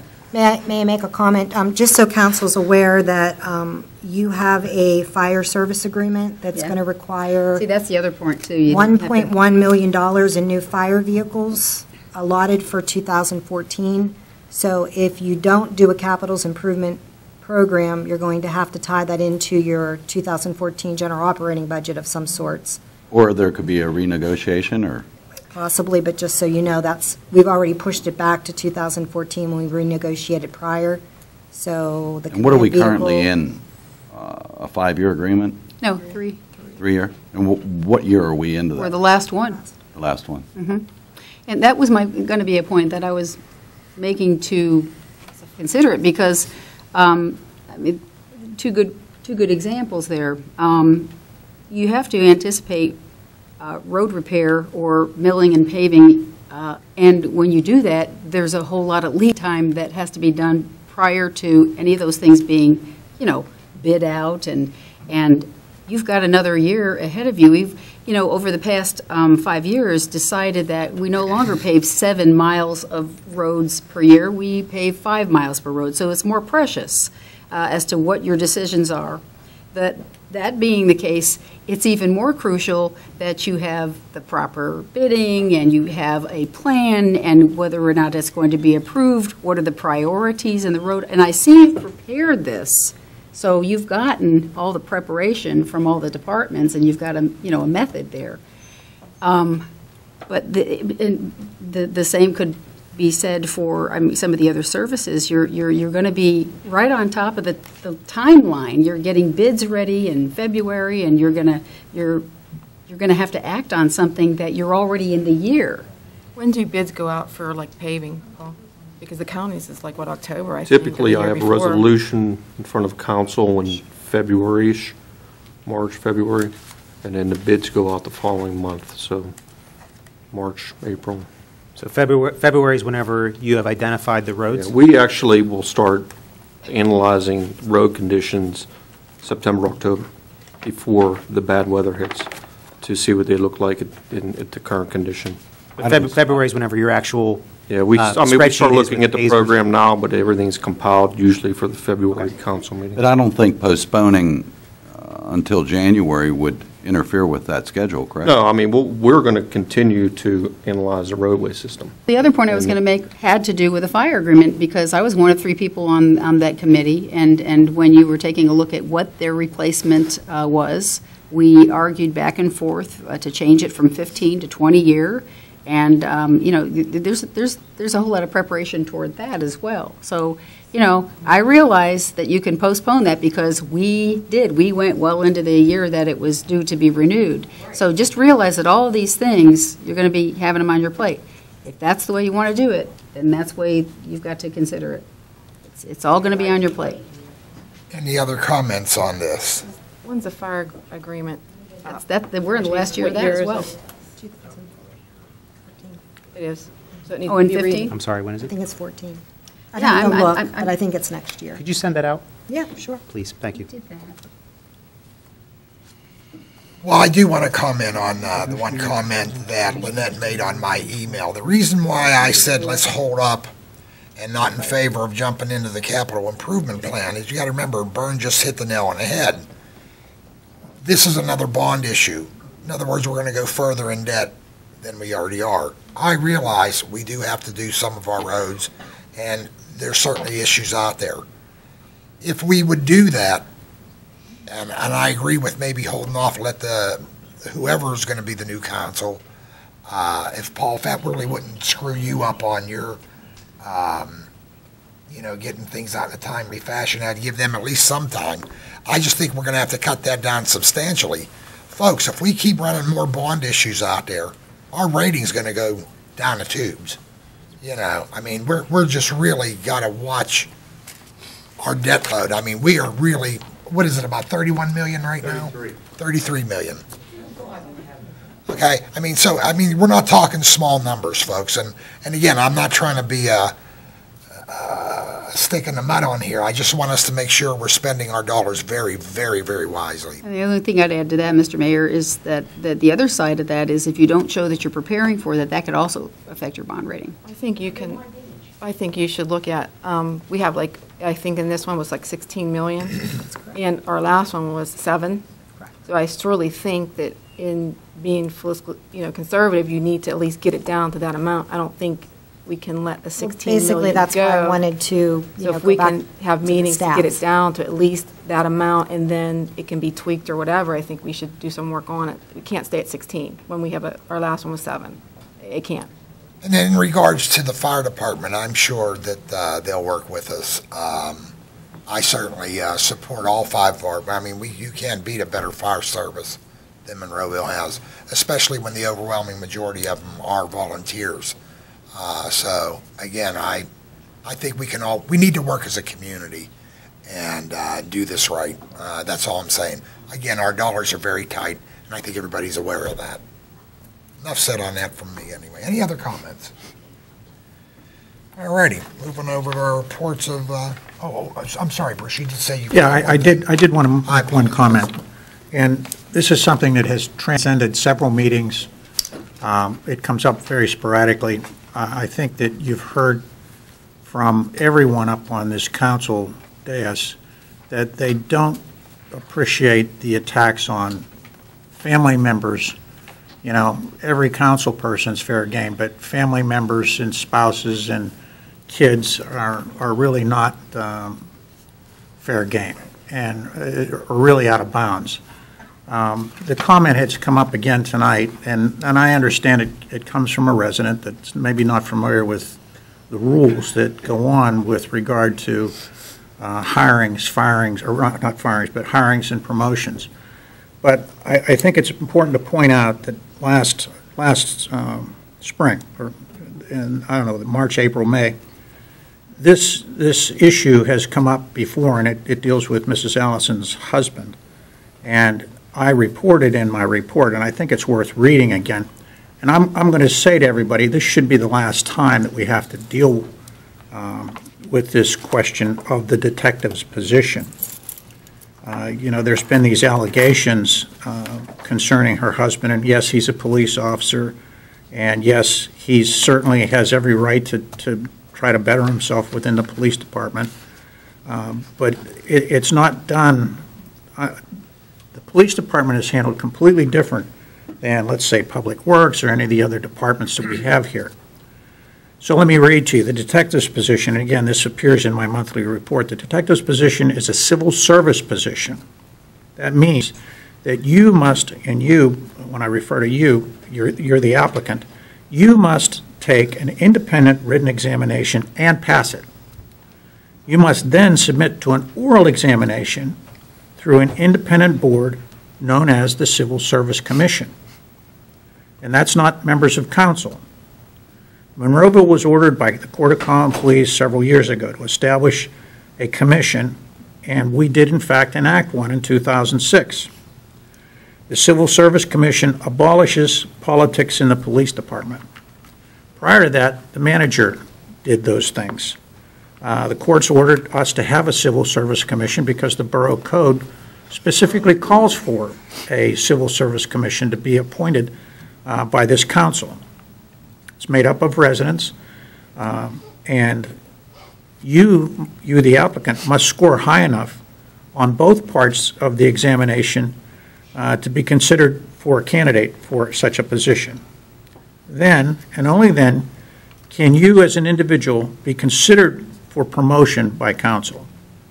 So what I'm saying to you is once civil service goes through this process and they submit then the list of eligibles, people who scored in their rank on both the oral and the written portion, a list of eligibles to council. No chief, no assistant chief, no manager, no member of council or the mayor can select or assist any individual in the police department in achieving a promotion. Rather, the employee must follow the civil service process described above for the promotion, and to do anything else would be to break the law and would be subject to court voiding whatever you would do. So what I'm saying to you is this council, the next council, the previous council, can't promote somebody just like that. Rather, they have to go through that process, and only after that process is completed does a list get submitted to council from which they can select. Never have we seen Mr. Or the officer Allison's name appear on any list. And I know we keep saying that there's some hidden agenda there. I want everybody to understand he's not a public figure, and we shouldn't attack family members. And let's try to hold to that both now and in the future. I just think it's. We've had some tough times. Let's try to hold to that. That's one rule we should all stick to. Okay? All right, that's all I have. Clarence, we'll start off with you with a report. Nothing. Steve. I just have I am very upset with the few of the decisions that were made here, and one that, the disciplinary action that was taken towards Doug and the firing of 3 dispatchers. I feel that should have waited at least until the completion of the HIPAA investigation. I feel that we actually jeopardized that investigation by going ahead and doing something like that. And I'd just like to know, when will this witch hunt end? Who's next? When can we get back to the business of running this municipality for the residents? I'd like us to get through these next few months and try not to do any more damage. The residents of Monroeville want it to end, and they've proven that on Election Day. That's all I have, other than I'd like to give my deepest sympathy to the Bodner family for their loss. Thanks. Diane? I'm next. I would also like to back up on Mr. Duncan and give my sincere condolences to the Bodner family, friends, and his family of the police brotherhood. And if at this point, if you don't mind, if we can do now, have a moment of silence for Officer Bodner and his family.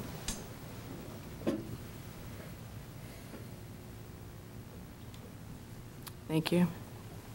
To back up on what Bruce said, what he read was also concurred by the Civil Service Commission attorney, that Bruce prepared that in February or March or whenever he did. I have been told by someone actually even sitting here that it's been repeated over and over, but apparently it still needs to be done.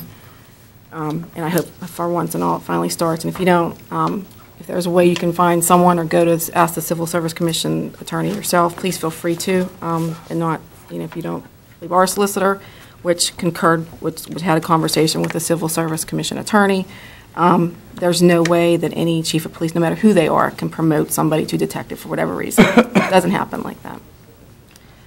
And finally, I would like to remind everyone school has started, so please watch out for the kids on the streets, and please stop for the school bus red lights, no matter what side of the road they are on.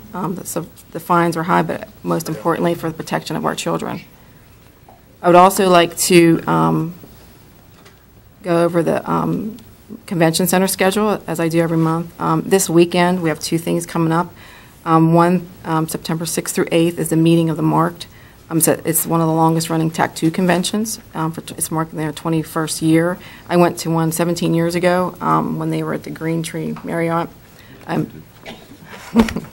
It's a great convention. They bring people in from all over the United States. It's very highly attended, so if you have any interest or even to go see, they will be doing them on site.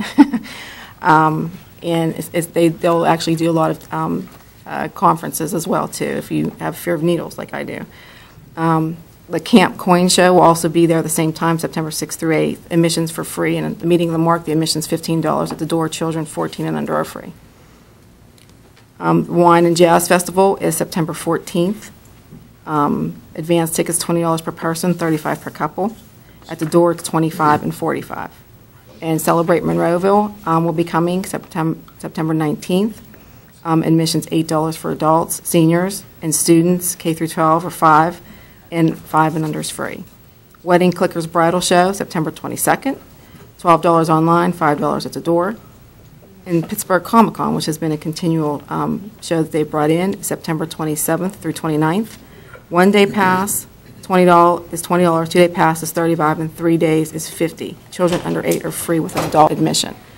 And I'm glad to see they're really getting booked up for the month of September, and that's all I have. Thank you. Jim. Yes, I'd also like to give my condolences to the Bodner family. And one thing real quick, on the Human Needs and Resources Advisory Board, of which I am the liaison, hopefully we should have an appointment, to the best of my knowledge, on Tuesday.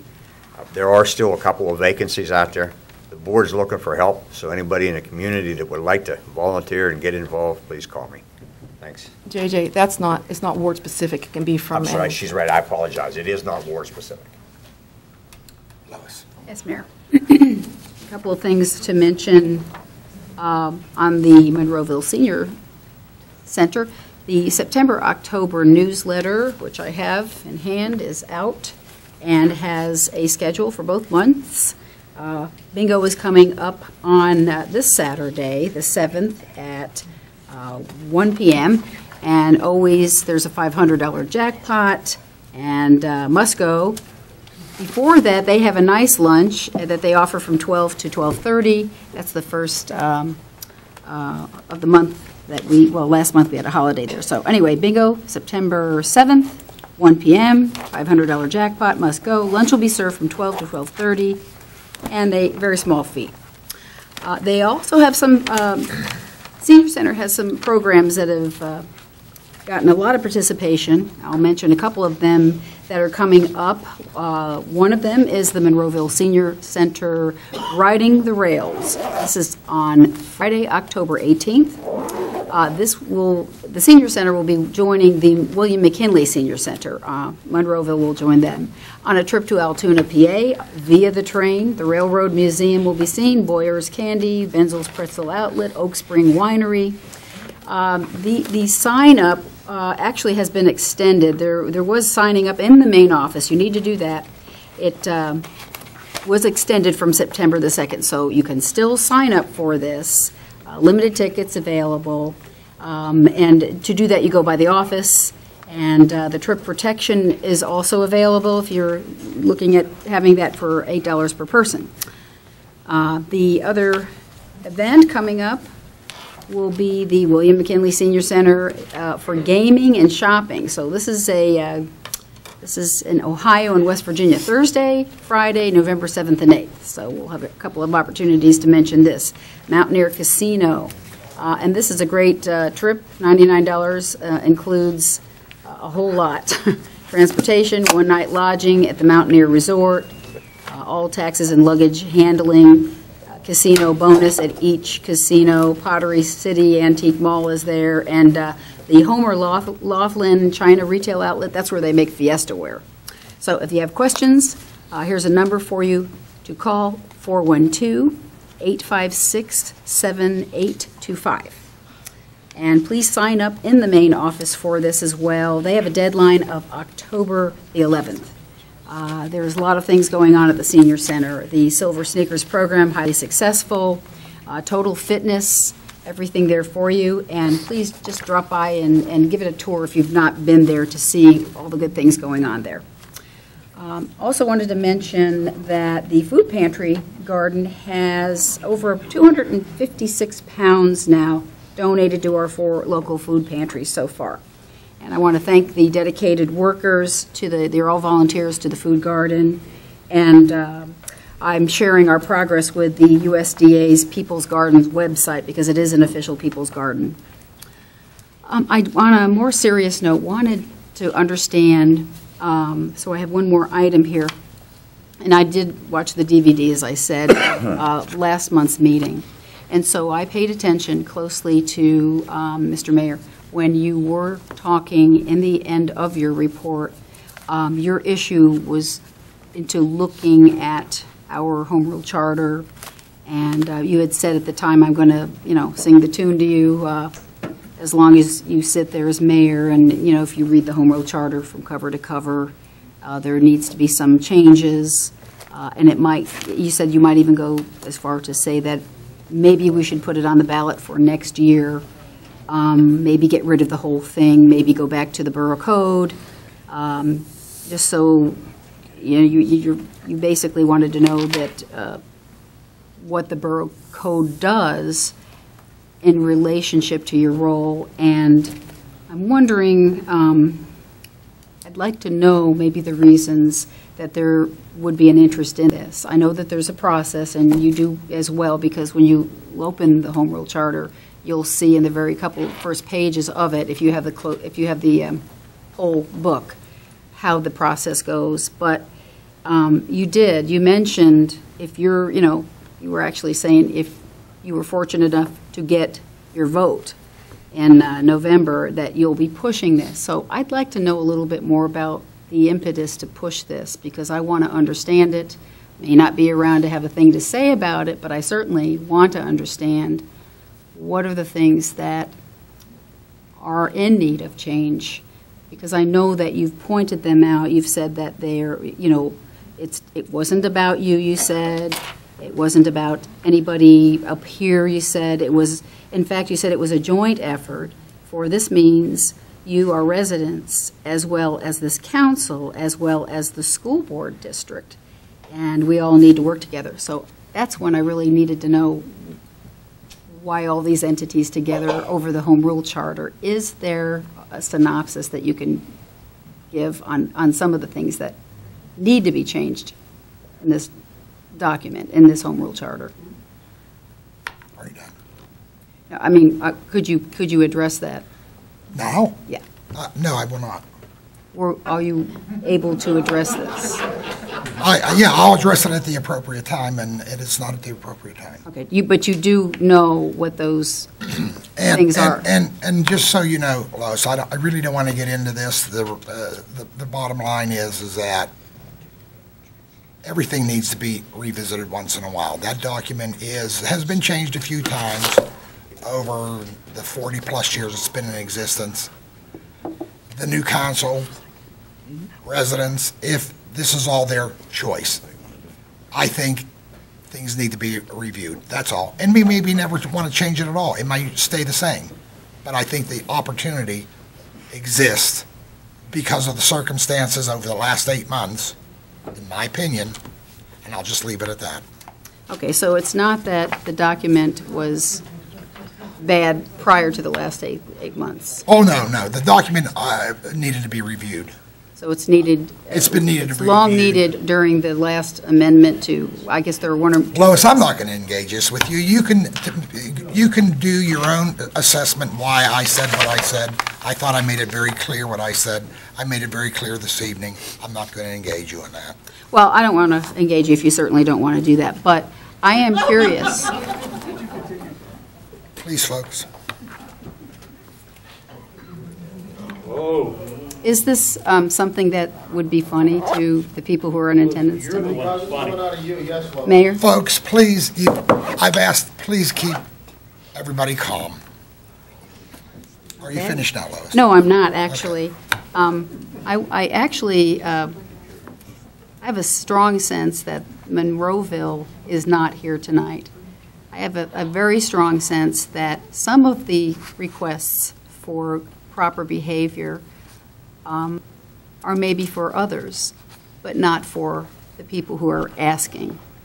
And I just want to say that there's a really great book. And the book that I brought, that I have yellowed over the years, is George Orwell's Animal Farm. And I suggest that it's a good read, it's a short read. He talks in terms of the story that has to do about this farm. There are a number of things that are brought up about that, and they really are a metaphor for how we, through our dialogue, sometimes start to find fault, and that's perfectly fine. That's actually what we're all up here to hear, you know, the hard criticisms that it takes to make the hard decisions. But the way that one conducts themselves as a citizen is as much part of that. And when you start to find wrong, and you need to have the wrong corrected, sometimes you need to take a look at who are all the players. And if you do have public employees and they do live by something that is documented as to how they should be in the employee handbook, and they have to follow codes that are, if violated, would violate a federal or state law, that in the past, I know I've certainly seen this with my 5 years on council, in past managers, beginning with Mr. Bond, continuing with Mr. Little, and Mr. Silka to a smaller degree, that those infractions, those violations, those due processes of those who have taken advantage and have gone through disciplinary measures can very well often end the very same way you've seen. It's interesting to know that there's been very little interest in it all those other years, when there certainly have been, you know, people in departments that may have definitely violated some and long-standing ones, and maybe moved to different departments, and for different reasons that you know, they weren't brought through a due process. That's all gone on. It's not like it just magically started, and everybody should receive the same considerations, because there are all kinds of animals, but some of them are not more equal than others. So if you're willing to see that you need to run an orderly ship, then you ought to be willing to see that everyone does it, and for due process. Every single one of those questions can be found by looking at that due process. If anybody wants to find any document, if they can't find it in the Monroeville Library, such as the budget and such as the capital improvement plan, they certainly can find it here on the website. And with everybody wanting to know about that, I think that we'll have a more level playing field. And I want to thank you for your attention. And I will bring up employee. Yes, I am, Mr. Mayor. Nick, if you would, please. Yes, Mayor. Excuse me, Mayor. I'd like to thank the residents for coming out and for paying attention, and encourage residents to continue to pay attention whether it be here or at home. Monroeville is certainly, it's a good town. Mr. Schwartz mentioned it. Mr. Greco mentioned it earlier, touched on it. It's a good town with a lot of good people. The municipality employs a lot of good people, a lot of good workers, and there is a lot of unfortunate events, is an understatement, that are going on right now. People are frustrated from the community. Morale is very low with workers. It's very unfortunate. So morale and these type of changes, it happens from the top down. So I just hope that we can get through the next couple months and move forward. But once again, thanks for the residents for coming out and paying attention. If you certainly have questions, please, or even concerns, contact your representatives, contact your ward, your council people, ask the questions. That's what we're here to do. But Monroeville is a good town. I hope we can get it back to where it should be. So,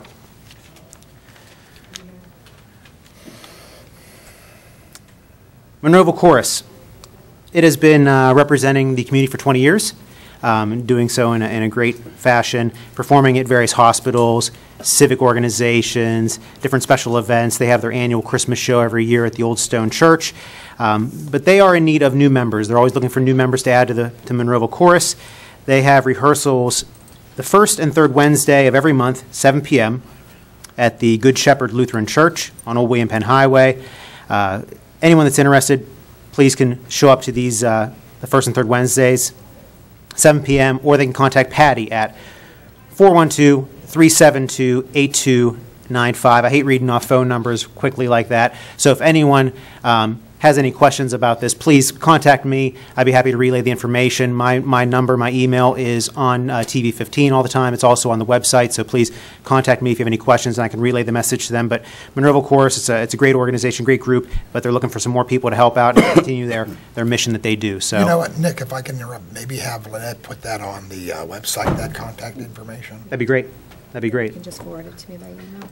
Okay, so it'll be on the website, and we can maybe get on TV 15 as well. Sure. That'd be great. As it was mentioned earlier, condolences to the Bodner family and to the residents of the Jewish faith here in Monroeville. A Happy New Year to you, or Lashana Tova. And that's all I have for this evening. Well, that's pretty good, Nick. I worked at the JCC for several years. Okay. Well, he said thanks to the residents, as I normally do, and he also said Happy New Year, so I'll do things that I don't need to do, but I'd also like to offer my condolences to the Bodner family. Our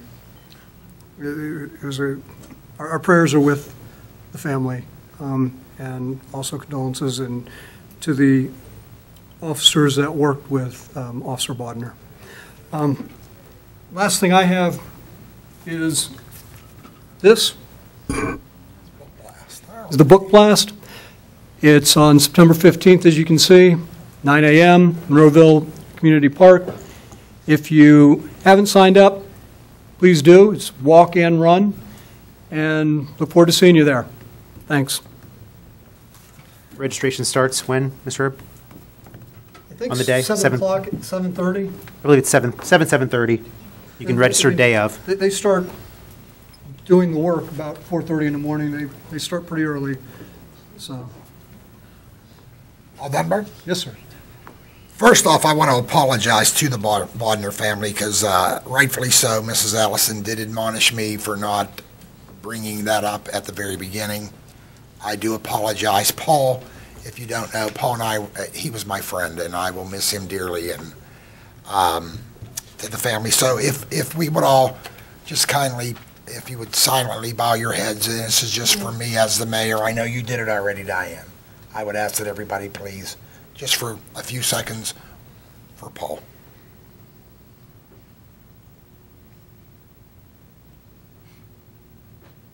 Thank you on that. A couple of lighter notes.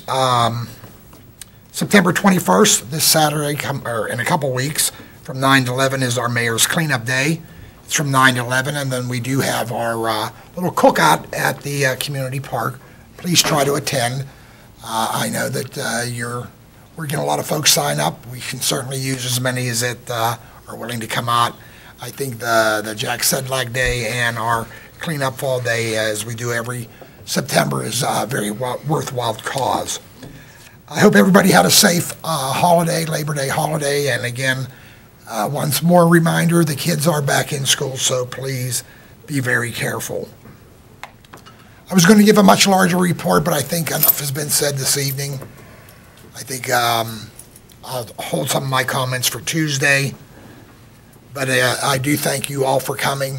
I hope you will continue to come long after this meeting and any other controversial issue. It's good to see all the residents get involved in your local government. And with that, is there a motion to adjourn? So moved. Second? Second. All in favor? Aye. Thank you and good night.